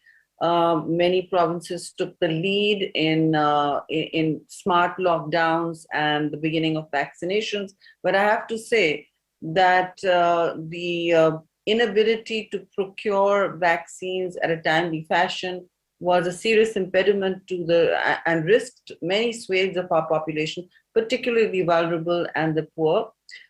We have a very large informal economy, which was most affected. And at the same time, we heard, we saw femicide and cases of domestic violence go up almost exponentially. Many were underreported. So these were things that Parliament focused on. We tried to overcome the challenges of convening physically because we all meet in our capital. Our provincial parliaments met. Some of our committees, standing committees, tried to work virtually, but we are still unable to vote, which is very important. except in physical meetings, and many parliamentarians still are able to form quorum. We are in session even as I speak in the Senate of Pakistan. Now, very quickly, I want to just bring up what we can do and what we should do through the framework of the SDGs. There is not much awareness of what an actual SDG is outside of Parliament and the development sector in Pakistan. So we need to talk about that. However, the actual framework and goals are always in discussion within the Parliament, particularly the economy, the sliding joblessness. We still have a serious joblessness graph despite a huge economic stimulus package that spurred some recovery, economic recovery, but that is yet to be back to full, shall we say, full cylinder. What went round most was, what affected us most was school-going children, and in my mind, not just poverty, but the women of the country who were experiencing a very serious spike in domestic violence during the confinement of lockdowns, which keep recurring as different waves come into the country. We do see that our frontline workers were particularly vulnerable, just like everywhere else. But what we saw was a growing number of women, children, and religious minorities, as well as the unbanked, literally left behind. So while stimulus packages and other responses by governments and provinces have mitigated acute risk, many are left behind, and this is something that we're going to have to address very clearly by sort of saying that we have been able to vaccinate a large swathe of our population. Today, I want to report that we are starting children around under 12 as well. But the Delta phase of the pandemic continues to affect and put many at risk. Parliaments themselves are in the middle of legislating, and there are several bills that are actually seeking to protect and empower women as femicide goes up, and it has gone up quite exponentially. We have right now, through the system, the Senate has passed overwhelmingly a child marriage restraint bill, which defines for childhood adulthood the minimum age of 18. So girls under 18 should not be forced into marriage or conversion into another religion. That is one of the things. This is one of my bills. It has passed the Senate of Pakistan in all stages and is in fact today up in the National Assembly of Pakistan. We are amending our domestic violence bill to take cognizance of what we see in Pakistan, which is again underreported, but even high incidence of reportage of violence against women. We also have, again, some worry about the protection against harassment of workers. This is sexual harassment at offices and public spaces. Those are also going in for amendment, all laws that have been passed before. Let's wrap up. Sorry? Let's wrap up kindly. Yes, I'm wrapping up. Right. So, and the last initiative that is going through Parliament today, another bill that we have driven through the National Assembly and is with us today, is the Domestic Workers Bill. We have a huge care economy that is impacted very significantly, and they are undocumented. They work within homes. So for them, we are making laws that protect and regulate their terms of contract, employment, and their benefits. We are hoping this passes soon. And as far as other, zero hunger goals, we have been looking at that very carefully because food price inflation has risen, given the impact the pandemic has had on our agriculture sector. We're having to import meat and sugar, and we have food price inflation that has gone up 31%. So yes, I think while we talk about leaving no one behind, the reality on the ground is that we are all challenged by resource and capacity shortfalls, and hearing from other parliaments and their toolkits and ideas for change is very inspiring as well as motivating for us. So thank you for organizing this. More with you later. Thank you very much. Thank you very much, Sherry Rahman. Really good to hear from you. Now let's hear from member from China. Please keep it very brief. And then after China, we'll hear from Nicaragua, also very brief. Please keep your comments 2 minutes maximum. Thank you. Member from China. Thank you. I'm a member of China's National People's Congress and have worked on rural development for nearly 10 years. This February, China declared victory over the fight to eradicate extreme poverty. Over the past 8 years, China has lifted more than 98 million people out of poverty, turning 128,000 poor villages across China into economically and socially thriving communities. Such achievements were made possible through 1.6 trillion yuan, or $246 billion worth of fiscal funding, examined and approved by the national and local people's congresses. Other than approving appropriation, there is much more parliaments can do to leave no one behind. Great policymaking in poverty reduction entails field knowledge. Since the members of the people's congresses keep their original jobs, they are very much in touch with what's going on in the grassroots. What my villagers cared the most was whether their products can reach urban consumers. Last year, the pandemic hit and the sales dropped. To protect the poor, during the congressional session, I proposed the adoption of a consumption program to the national budget.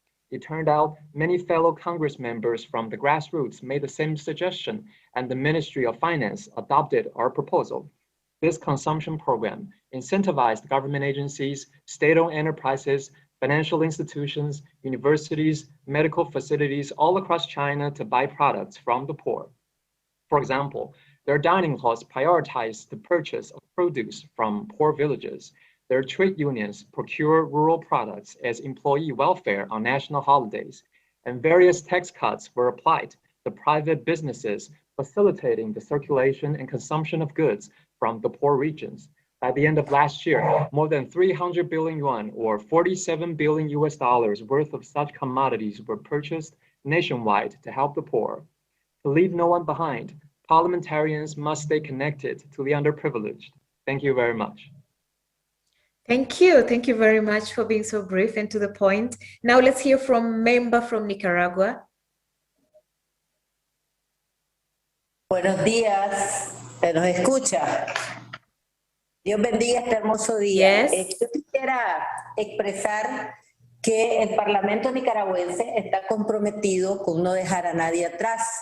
Por tal razón, hemos construido una herramienta que es el Sistema de Información de las Políticas de la Asamblea Nacional, donde incluye el Plan Nacional de Desarrollo Humano de Lucha contra la Pobreza y los ODS.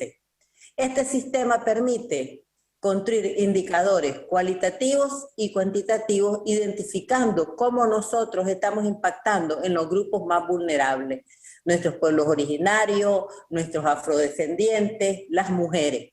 El Parlamento nicaragüense y el Gobierno de Reconciliación y Unidad Nacional está comprometido con un Estado de justicia social, comprometido con la no discriminación y con la distribución justa de los recursos para realmente erradicar la pobreza, erradicar el hambre, fortalecer la salud, fortalecer la educación.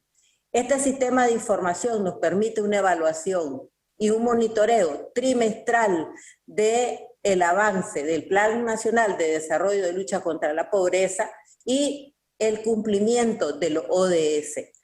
Nicaragua está comprometida.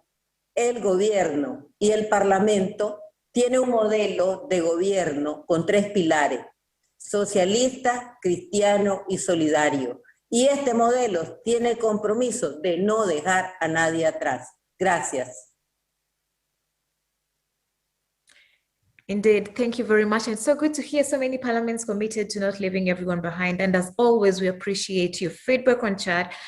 And unfortunately, I have to close this session there, and I really appreciate you for all your contributions. We're definitely having session 3, which will be our last session of the day. But before we go there, it's been an amazing 2 hours. So I would love us to go for a very short break, 5 minutes. So grab a cup of tea, grab some water, grab some coffee, and come back energized after 5 minutes for our 3rd session and the last one for today. So thank you. Please, let's go for a 5 minutes break.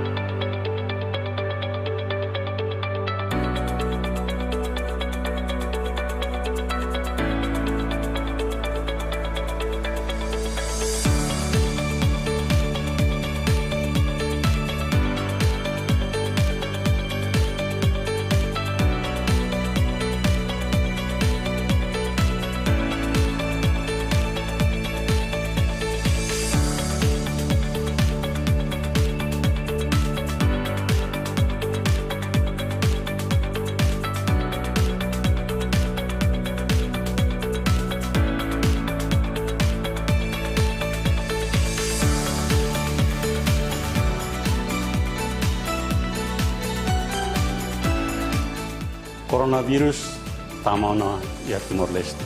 Morasne considere ona nudar pandemia mundial.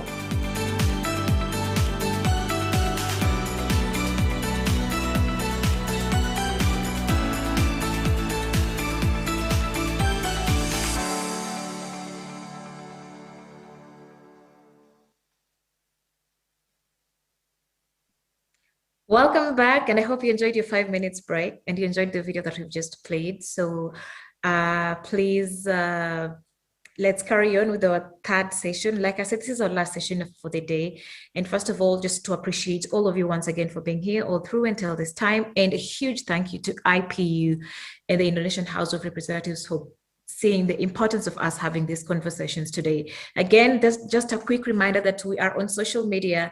And please, if you post anything, and I would encourage you to do that, please use the hashtag Parliaments for SDGs, hashtag Parliaments for SDGs, Parliaments, then number 4, and then SDGs. Please keep the conversation going. Let people who are not here know what you're talking about, because these are important conversations, not to be confined just to this virtual Zoom link, but to be taken outside to the social media, to our homes, and to our parliaments back home. Now, our final session of the day is supposed to be a wake-up call to make investments in universal health coverage and prioritize health emergency preparedness. The COVID-19 pandemic, like everyone who's spoken in the previous 2 sessions has said, is affecting efforts towards universal health coverage. And we are recognizing the importance of Parliament to help rectify this. So in this context, we're going to ask ourselves, how can countries make progress towards UHC despite the COVID-19 pandemic? How can parliaments take leadership in going beyond mere political commitments to UHC to ensure health policies and reforms are backed up by the necessary legal frameworks? And how can they advocate for investment in health as part of comprehensive efforts for social reform despite budgetary constraints? And in this regard, here is our keynote speaker, Mr. Tedros Adhanom Ghebreyesus, Director General for the World Health Organization.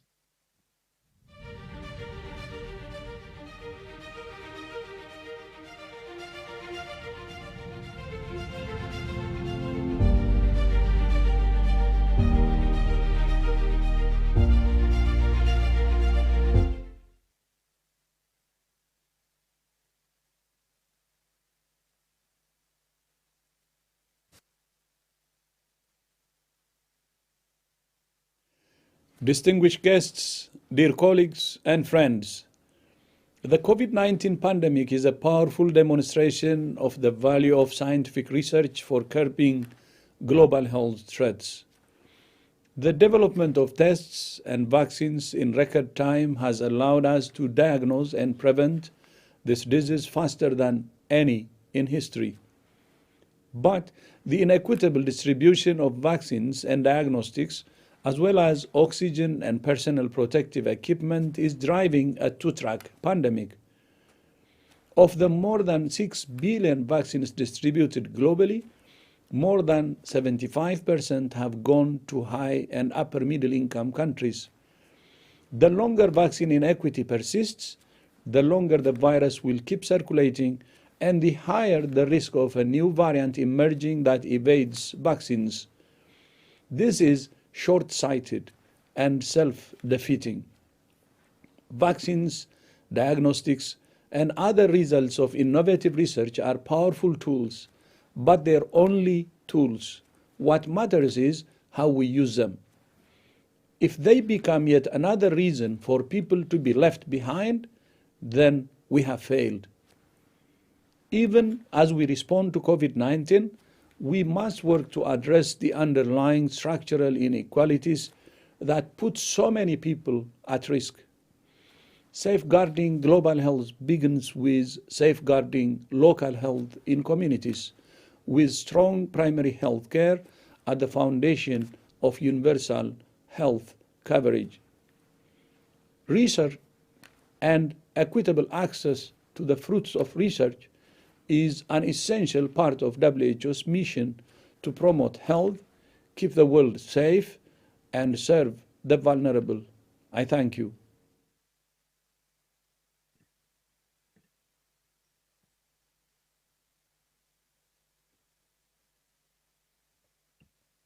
Thank you. Thank you very much, Dr. Tedros. Always a pleasure to hear you. And I know we appreciate your leadership at the helm of the WHO and all you're doing to help us navigate this pandemic.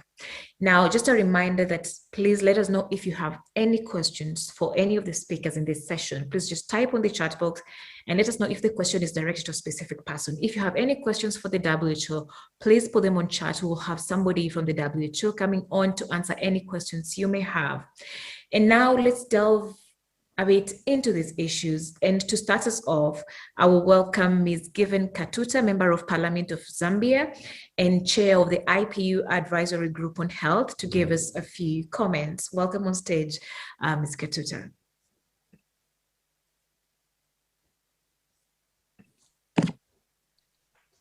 Thank you. Thank you so much.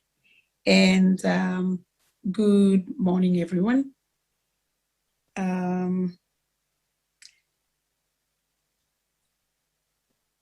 Can you hear me?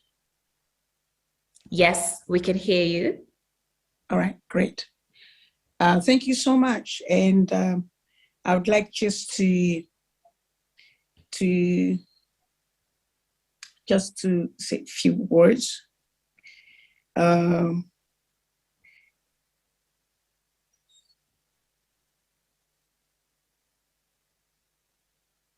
To all honorable members of Parliament and also all the guests who are here. I would just want to encourage you to take serious what we intend to do at this, the first global parliamentary meeting, in order for us to achieve the SDGs. In a few minutes' time, I'll be giving my speech. So I would like to encourage you to be attentive. You're welcome. All right, Ms. Katuta, I think you're still I'm just trying to, okay. Thank you so much. All right, great. Wonderful members of Parliament, ladies and gentlemen. It's a great honor to address you as the chair of the IPU Advisory Group on Health. The advisory group saves a focal point for legislative work on health and helps identify strategies for parliaments in the implementation of international commitments. In 2019, the IPU adopted a landmark resolution on universal health coverage, and this is useful instrument that can support the commitment and guide them in advancing their national health agenda, which is critical to achieve the sustainable development goals. This is why we are paying particular attention to the implementation of the resolution. No doubt, during the COVID-19 pandemic, parliaments have reported the disruption of health services and new barriers for vulnerable and marginalized communities to access health care. But we have hope because parliaments and parliamentarians are stepping up to the challenge and taking active steps to ensure oversight of the COVID-19 response, and also to strengthen health laws and to adopt increased health allocations. We are encouraged by this commitment, and I would like just to call on you to share your Parliament's initiatives, your lessons and your challenges. In this way, we can continue learning from each other and crafting solutions for the well-being and prosperity of our societies and people. I thank you. Thank you very much, Ms. Gatuta. Indeed, we are all here to learn from each other and to adopt the best practices to be able to deliver for our constituents. Now, I would love to hear from some of you in regard to these, our third session, basically on investments and universal health coverage and how to prioritize health emergency preparedness. And I would be interested to hear from the member from Korea if you're here. And please, if you have anything to say, I know a couple of us have raised our hands. Please just write on the chat box your name and the parliament or country you represent, and then I can be able to pick up, or Alexandra will be able to notify me who is also keen to say something. 안녕하십니까. So Korea, please go ahead. 안녕하십니까. 한국 인도네시아 의원 친선협회 이사이고 또 대한민국 대표인 남인승 국회의원입니다. 먼저 오늘 그 회의를 준비해 주신 IPO 측과 인도네시아 푸안 마하라니 의장님께 감사를 드립니다. 코로나19 장기화로 인해서 국가별 백신 수급 불균형과 전 세계적 건강 불평등이 심화되고 있습니다. 코로나19 백신의 대부분을 고소득 국가에서 소비를 하고 있는데요. 전 세계가 팬데믹 상황이 심각한 나라들을 지원하지 않으면 코로나19 종식은 어려울 것입니다. 그 어느 때보다 인류애를 바탕으로 한 국제적 연대와 협력이 절실하고 세계의원회의가 앞장서 나가야 한다고 생각합니다. 번역되고 있는 거죠? 대한민국은 코로나19 발생 초기부터 폭넓은 진단 검사를 통해서 감염 환자를 조기에 파악하고 추가 확산을 방지했고, 진단 검사와 치료 비용을 공적 의료보험으로 보장하고, 또 중증도에 따라서 생활치료센터, 중증 환자 전담 병상을 운영하면서 코로나19 환자에 대한 적정 치료를 제공했습니다.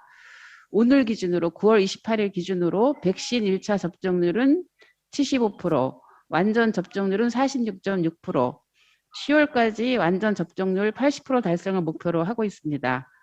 감염병 재난으로 인한 건강 불평등 발생과 피해를 최소화하기 위해서 노력을 하고 있습니다. 대한민국 의회는 감염병 관련 법 개정과 예산 확보를 위해서 추경 예산을 여러 번 편성을 했고, 앞으로는 감염병 전담병원 확대를 위해서 예산을 확보했습니다.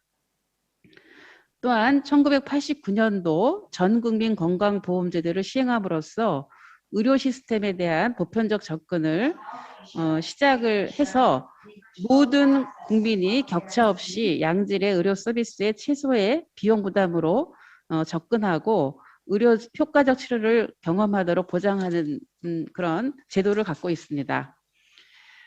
이제 대한민국은 보건위기 대응 능력 강화를 위한 백신의 공평한 접근 보장과 인도적 지원, 또 WHO의 의약품 접근성 향상 계획과 의약품 접근성 확보를 위해서 코로나 백신에 대한 국제사회 공평한 접근과 배분 등 지속적인 기여와 국제보건협력 관계 강화를 약속하겠습니다.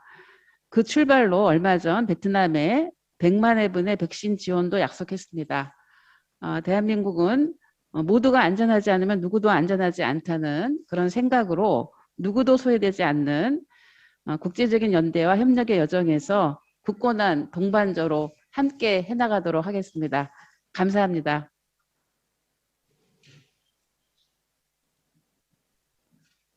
Great, thank you very much. Thank you very much, member from Korea.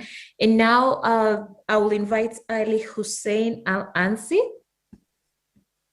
Ali Hussein Al-Ansi, please put your camera on and your microphone. Good to see you, sir. Please go ahead.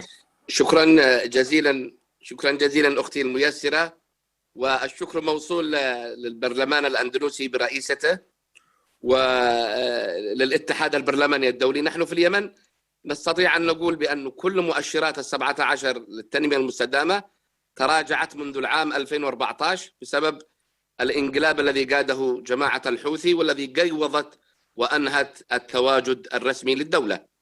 اليوم اليمن يعاني من تراجع كل المؤشرات، حكومة مركزية غير موجودة، بنك مركزي لا يوجد، أوضاع سيئة جدا. أعتقد بأنه لولا التدخلات العاجلة لمركز الملك سلمان بن عبد العزيز ولمنظمات دولية تقوم بتوزيع الغذاء، وبيننا اليوم الأمين العام للاتحاد البرلماني الدولي وأصدقائه يعرف الوضع اليمني كثير، وبيننا أيضا المنسق للأمم المتحدة ومنظمة الصحة العالمية يعرف المؤشرات أنها خطيرة جدا. نسبة ما تلقينا من اللقاح لا يصل إلى 10% من سكان الجمهورية اليمنية البالغ تعدادها 30 مليون. مؤشرات الاقتصاد تراجعت. لكم أن تعرفوا أيها السادة الكرام بأنه لا يوجد صرف مرتبات للموظفين لمدة عام كامل. انقطعت المرتبات، انقطعت إيرادات الدولة من النفط والغاز وغيرها من الإيرادات بسبب الانقلاب الحاصل وتشتت الجهود الحكومية. الحاصل اليوم بأن العملة ارتفعت مقابل صرف الدولار في مناطق نفوذ الحوثيين إلى أكثر من 350% من 100، وبسبب أن لا يوجد عليهم أعباء. ولكن في مناطق سيطرة الشرعية الحكومة الشرعية ارتفعت قيمة العملة إلى أكثر من 500%، وهذا انعكس على مستوى الدخل العام، وارتفعت مؤشرات الفقر إلى ما فوق 70% أو 80%، لأنه تم التحاق جميع موظفي الدولة بهذه الشريحة وهي شريحة الفقراء بسبب عدم تسلم الرواتب. نحن نعاني معاناة شديدة وبسبب الحرب وبسبب كوفيد. يعني نتمنى ونرجو من الله سبحانه وتعالى ومن أشقائنا ومن أصدقائنا أن يمدوا يد العون وأن يكونوا خير معين لنا في اليمن لتجاوز هذه الأزمة. وهنالك سؤالين قدمتهما: ما هو مؤشر تلقي اليمن للقاح؟ والمؤشر الثاني: ألا يوجد هنالك ظلم اليوم أن الدول العالم الغنية تطلق ما يسمى بالجرعة الثالثة أو الجرعة التحفيزية، بينما دول العالم الثالث لم تتلقى ما ينسب نسبته إلى 5 إلى 10% من اللقاح. أكرر الشكر لك أختي الميسرة ولكل السامعين.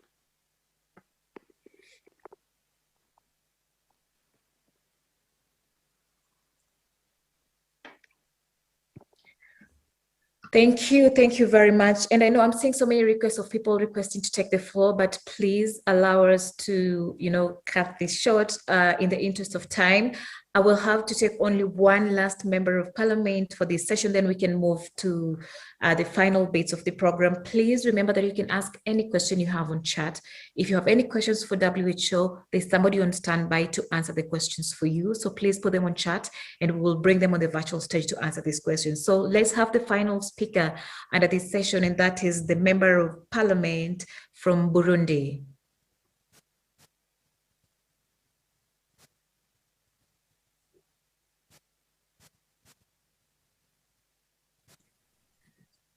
Merci beaucoup. Merci, Madame la modératrice, pour cette parole. Je salue, au nom de la délégation du Parlement du Burundi, l'organisation de cette réunion combien importante. Je ne vais pas prendre beaucoup de temps.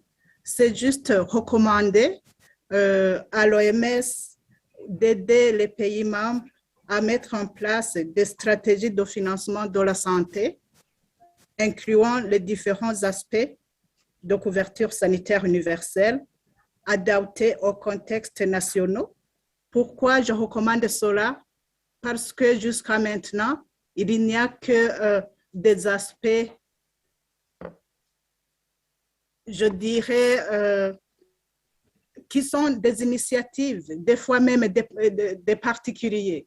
Là, pour vous apprendre, au Burundi, nous avons mis en place une commission nationale de protection sociale, mais jusqu'à maintenant, on essaie de fournir beaucoup d'efforts pour que justement toutes les couches de la population puissent bénéficier des soins de santé de qualité, mais aussi avec accessibilité géographique.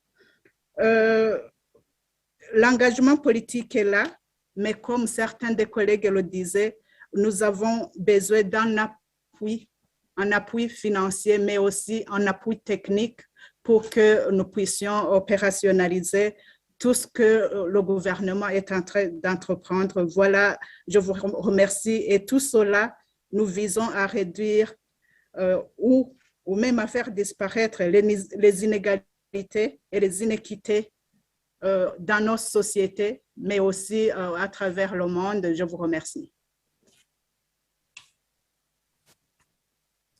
Thank you very much, Member of Parliament from Burundi, for those points. And you raised some pertinent issues which you would like the WHO to address. Also, there's somebody from the IPU who is on standby. And that means that we move to our next and maybe the last session of this day. And where we're going to talk about reactions and reality, basically looking at what has been presented. So many things have been said by the members of parliament on this virtual stage today, but how does this relate to the reality?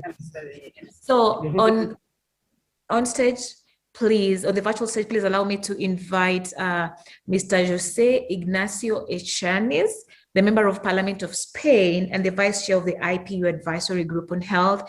And also we'll have somebody from the WHO to just answer a few questions. So, and the question for you, Mr. José Ignacio, is, you know, we have heard about the impact of COVID-19 pandemic on country efforts. And then we've also had encouraging experiences from parliaments who are committed to ensuring that, you know, we advance UHC, universal health coverage. What are your main takeaways on the steps that parliamentarians can embrace in their countries so that we make the progress towards UHC stronger, especially during this time of the pandemic?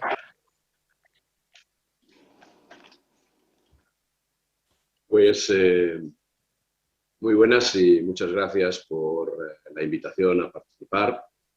Quizá la primera conclusión es que la cobertura sanitaria universal es una opción política, es una decisión, es una elección que todos los parlamentos pueden y deben tomar en el contexto especialmente de una pandemia como la COVID-19. Esta enfermedad nos ha enseñado a lo largo de todo el planeta que tenemos que modificar nuestras prioridades, que sin salud no se pueden disfrutar del resto de las oportunidades de la vida y que por tanto que un acceso universal a la salud es uno de los elementos más importantes para configurar la vida de los pueblos.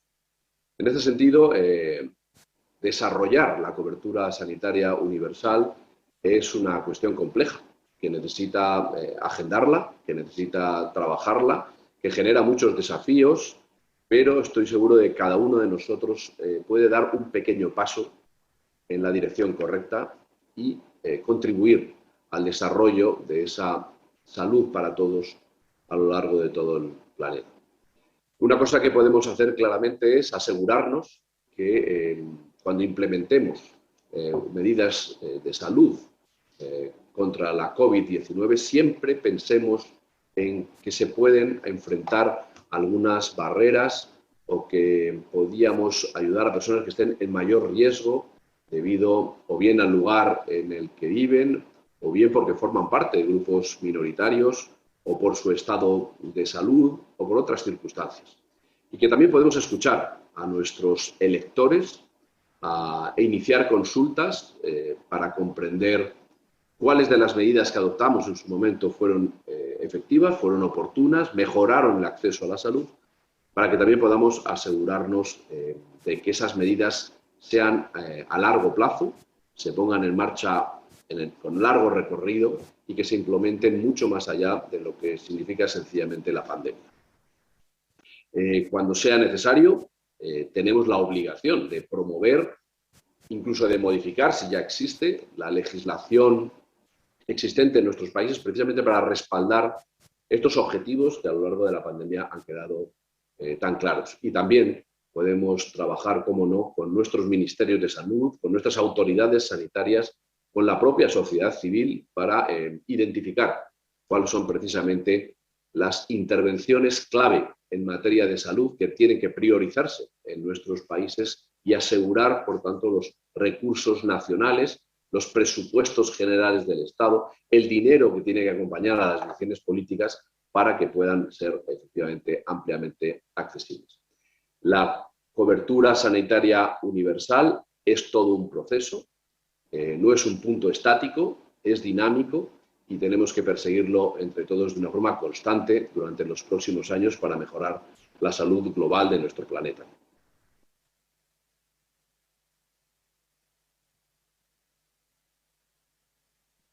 Great, thank you. Thank you very much for those remarks. And now, a couple of questions for a representative from the WHO. And on stage, please welcome Dr. Gauden Silberschmidt, who's the Director, Health and Multilateral Partnerships from the WHO.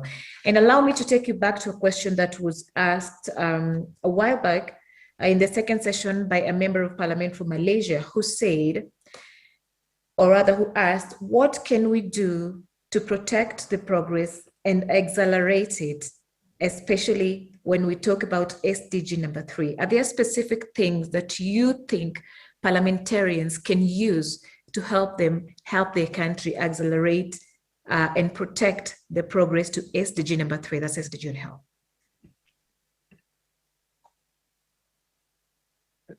Thank you, Mercy. And honorable parliamentarians, first, thanks for inviting WHO and for the good collaboration we have with the IPU in the framework of the MOU signed in 2018. As Ms. Katuta, the chair of the IPU Advisory Group on Health, and the vice chair just said, you have adopted a landmark resolution on UHC, on universal health coverage, in 2019. And I think that answers, Mercy, the question you just recalled. Universal health coverage and pandemic preparedness are two sides of the same coin. So do invest in universal health coverage, in pandemic preparedness. It's the same investment. That means through the budgetary process, you can invest in health, especially in primary health care. Through the legislative process, you can ensure access for all. So really follow what Dr. Tedros concluded at the end of his opening statement: promote health, keep the world safe, and serve the vulnerable. One of the honorable parliamentarian has also rightly mentioned the inequity in access to vaccine. If you don't mind, I think a picture often says more than all words. Just look at to what extent we are in a totally inequitable situation. This shows from the 5.9 million doses of vaccine where they have gone and where they have not gone. It's in the interest of us all that we don't speak of equity only, but that we start to really share, to give access to all. And I would encourage all parliamentarians to do the same at the national level, because most probably you would have similar maps if you look within your nations. Give that equity, take that, serve the vulnerable, that topic of the second session you just had before, and give access to all.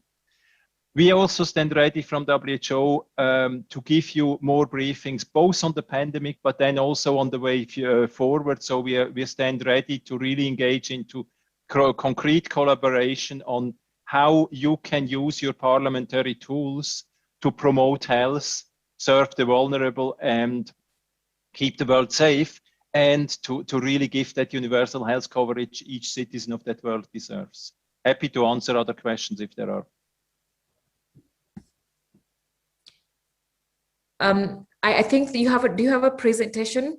You can just make your presentation as the members keep asking their questions. I'm monitoring to see if there's any, but as you make your presentation, maybe you could just address the issue around vaccines. You've touched on it a bit, but I think the issue around vaccines and equity of vaccines, especially in relation to COVID-19, is a thorny yet very important issue to be addressed.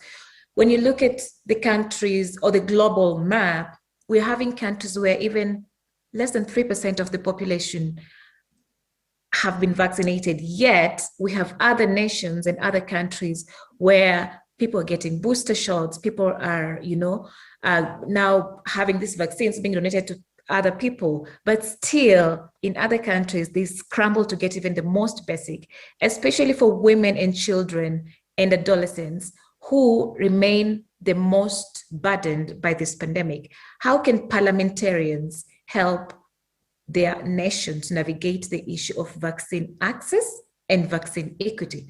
Or is this something beyond them? I think it's an absolutely global challenge where first, let me start with the positive one. The world has never been as quick in developing such a vaccine and starting rolling out. But then, Mercy, you're absolutely right. The inequity is unacceptable. So we are working with the pharmaceutical companies that they share also technology transfer. We just opened a hub in South Africa to boost their local production. We are working with countries. We ask them to share. You have heard of the COVAX facility. Yes, it's insufficient what is happening, but we need to push. The tools are there. We need to push there. We also very clearly called on not going now for a third booster shot, except for immunosuppressed persons. But otherwise, it's simply not true that there is enough vaccine. The vaccine which is there needs to be much fairer distributed, especially to the countries where, as I showed on the map before, where the vulnerable and the healthcare workers have not yet received their first doses. So we must push forward to have 40% coverage by the end of the year and to really cover the world through next year, because no country will be out of the pandemic if some countries are not protected. Indeed, thank you very much. And if you have any other comments, please go ahead and make them. And then I am monitoring the chat. No questions so far for you. So if you have any comments, please go on. Perhaps one thing which is coming your way is that member states are starting to consider a pandemic preparedness treaty. And when you speak treaty, you speak of ratification by parliaments. So be ready. On the one hand, hold your own government to account that they really deliver on pandemic response and on UHC, but then be ready to move swiftly, because the world needs to be better prepared, needs to have the tools on avoiding or better managing a future pandemic. So there is a treaty negotiation about to start with an extraordinary health assembly at the end of November. Push your government to support that, and then do your homework also when they have negotiated for the ratification. Great, thank you very much. Thank you very much for those comments and for answering our questions. And now, I think at this point is where we get a summary of the day's highlights from our rapporteur, Mr. Sihar Sitoras, who's the chair of the SDG task force in Indonesia. And then after that, we'll go and finalize this. I feel like we still have a lot of questions to be answered, because I'm seeing some people asking on chat about whether 50% women representation in each parliament is important for SDGs. I think that was addressed when we were talking about the importance of looking at SDGs through a gender lens. So at this point, please let me ask Mr. Sihar Sitoras to just give us a summary of the day's highlights. Well, thank you for the time, honorable parliamentarians.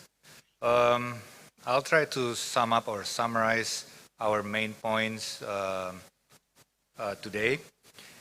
First of all, I think it's encouraging to know that parliaments are answering the call to tackle national problems with SDGs in mind.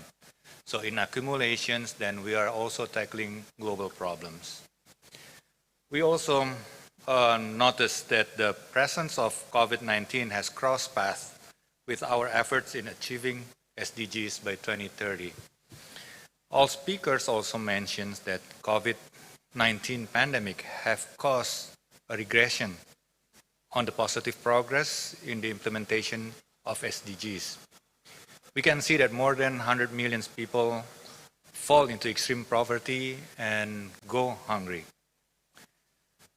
Our responses to tackling COVID-19 have differed from one country to another country.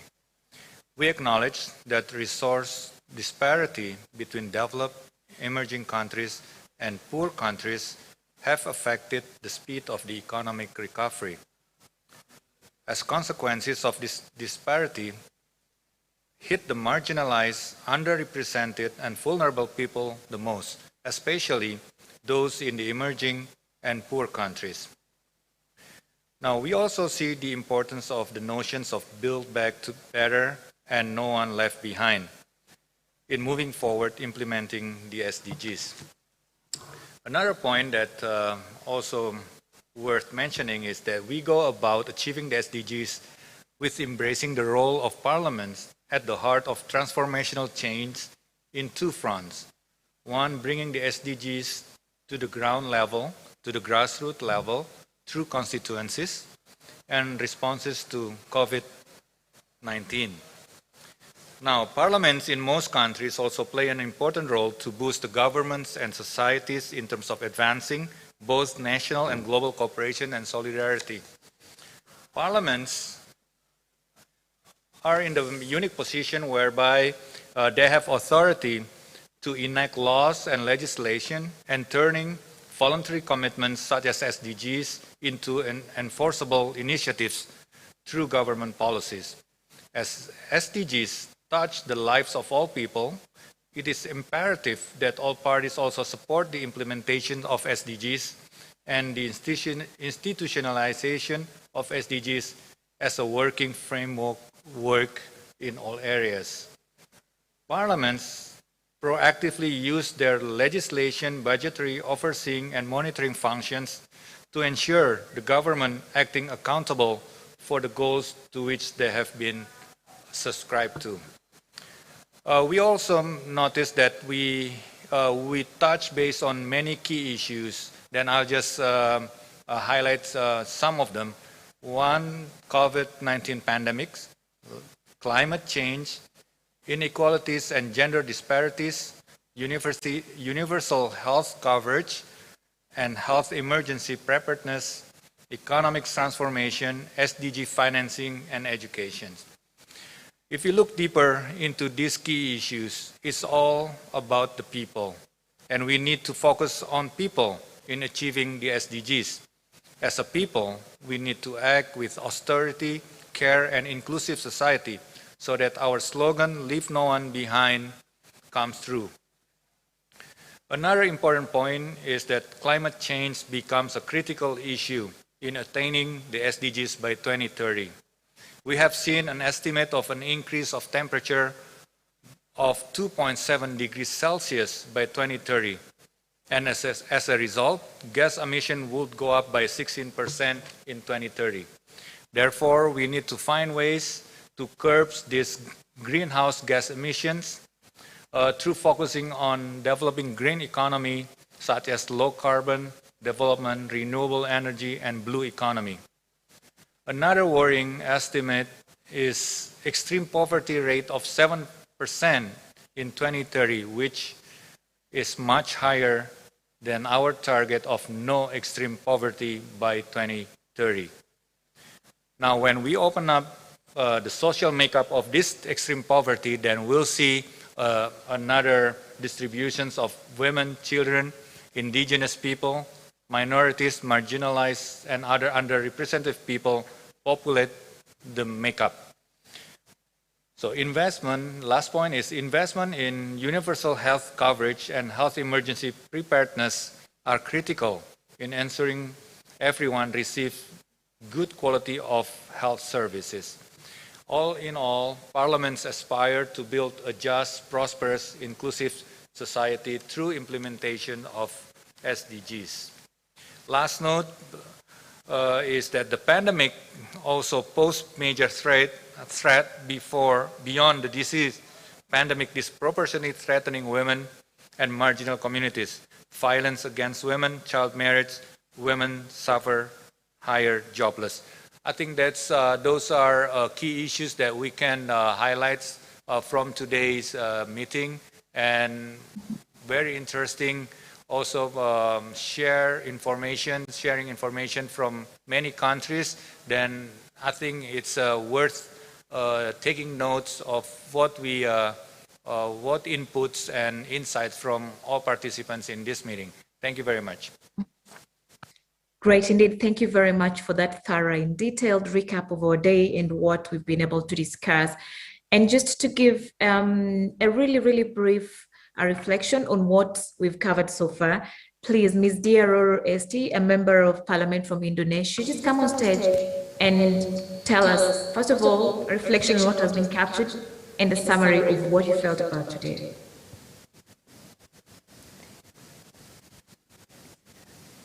Thank you. Bismillahirrahmanirrahim. Assalamualaikum warahmatullahi wabarakatuh. May peace and blessings be upon you. Honorable Puan Maharani, Speaker of the House of the Republic of Indonesia, Honorable Fadli Zon, Chair of the Inter-Parliamentary Cooperation of the Indonesian Parliament, Honorable Sihar, Honorable Hafiz Tohir, Honorable Mardani, Honorable Putu, Vice Chairs of the Inter-Parliamentary Cooperation of the Indonesian Parliament, my fellow colleagues, members of Parliament across the world, and also members of the IPU. Good evening, Indonesian time. I'm grateful and very honored to take part on today's discussion, particularly on how we can come together given our shared commitments in achieving the SDGs. And given the COVID-19 pandemic, there are two main points that we need to take into consideration. So firstly, the role of parliamentarians in ensuring that governments, maintain a higher level of public spending on health. And this is very much relevant to goal number 3 when we talk about the SDGs concerning good health and well-being.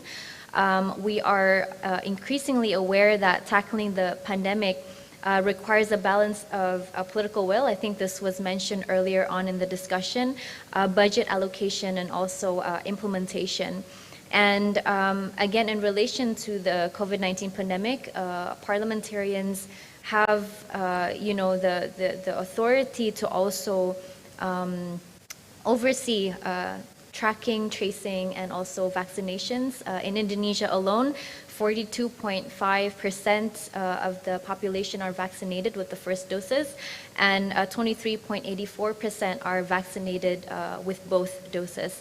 And secondly, we've also come to realize the importance of redefining the measurements of growth while also bouncing back from the negative impacts the pandemic has brought to countries across the world. And this is something that we are realizing along the way. And as we are nearing 2030, it's vital to put the SDGs at the very center when we speak of growth. And I truly believe that members of parliaments across the world, we play a very significant role in ensuring that this happens going forward. And with the example of Indonesia, there are essentially 11 commissions at the Indonesian Parliament, all dealing with different sectors and all having relevance when we talk about the SDGs. So for example, Commission 4 oversees the environment, fishery, and also forestry sectors. Commission 7, I'm just giving examples of a few here, overseeing the energy sector, industry, research and innovation. We also have Commission 9, which deals with the health sector, Commission 10, education, tourism, culture, etc. So there are commissions catering actually to the realization of the SDGs. And given that every commission within the Indonesian Parliament has their own unique and roles when it comes to ensuring that the SDG goals are being met. And this pandemic holistically has made us realize that, more of the importance in creating a sustainable future for all. So we are not only concerned with how we can grow as a country or as nations across the world 5 years down the line, but how can we sustain ourselves and continue to grow 20 years down the line, 50 years down the line. And it is essentially through the spirit of gotong royong, which essentially means collectively working together side by side, will we be able to achieve the SDGs together. Thank you. Well, thank you very much. Briefing to the point. Yes, we can only achieve this if we work together side by side. And I think that's what Alexandra and I have been doing the whole day. So Alexandra, please let us know how are the chats, how's everything? We are coming to the end Yes, so a lot of activity until the very end in the chat. We just learned what Parliament, in response to the questions raised in the last session on health, we learned a lot of what parliaments are doing. For instance, Thailand shared their example of how they're making sure that nobody is left behind in the COVID response, access to vaccinations. There are also examples from Mali and other countries. And I think overall what this meeting has definitely shown is that there is a need to have these exchanges. There is a need to promote exchanges among parliamentarians on different issues that are raised in the SDGs. Health is, of course, one of the most pressing ones, but equity as an underlying concept is something that cuts across all SDGs.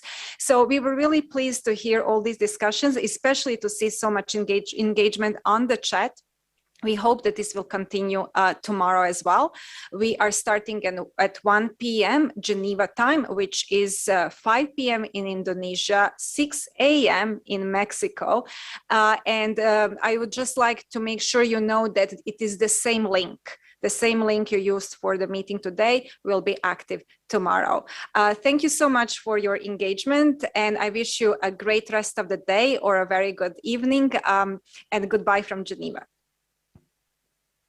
Great. Thank you very, very much, Alexandra, for being very instrumental on the chat. We really appreciate that. And ladies and gentlemen, that brings us to the end of our day one. What amazing conversations, what an amazing time. We're here to learn, and I've personally learned a lot.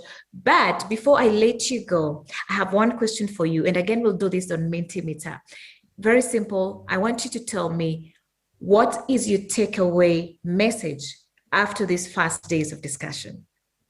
What is your takeaway message after these first days of discussion? In just one word, what have you learned in just one word? Again, let's go to menti.com and use the code on your screen that is 920574, or you can scan the QR code on the left-hand side of the screen. But I would urge us to use the menti.com link and answer in one word, what is your takeaway message after these first days of discussion? We've talked about UHC, we've talked about investments, we've talked about looking at the SDGs through a gendered lens. When you look and consider all this, what is your takeaway message? Wow, cooperation, insightful, collective action is required. Let me see the results or the answers coming in.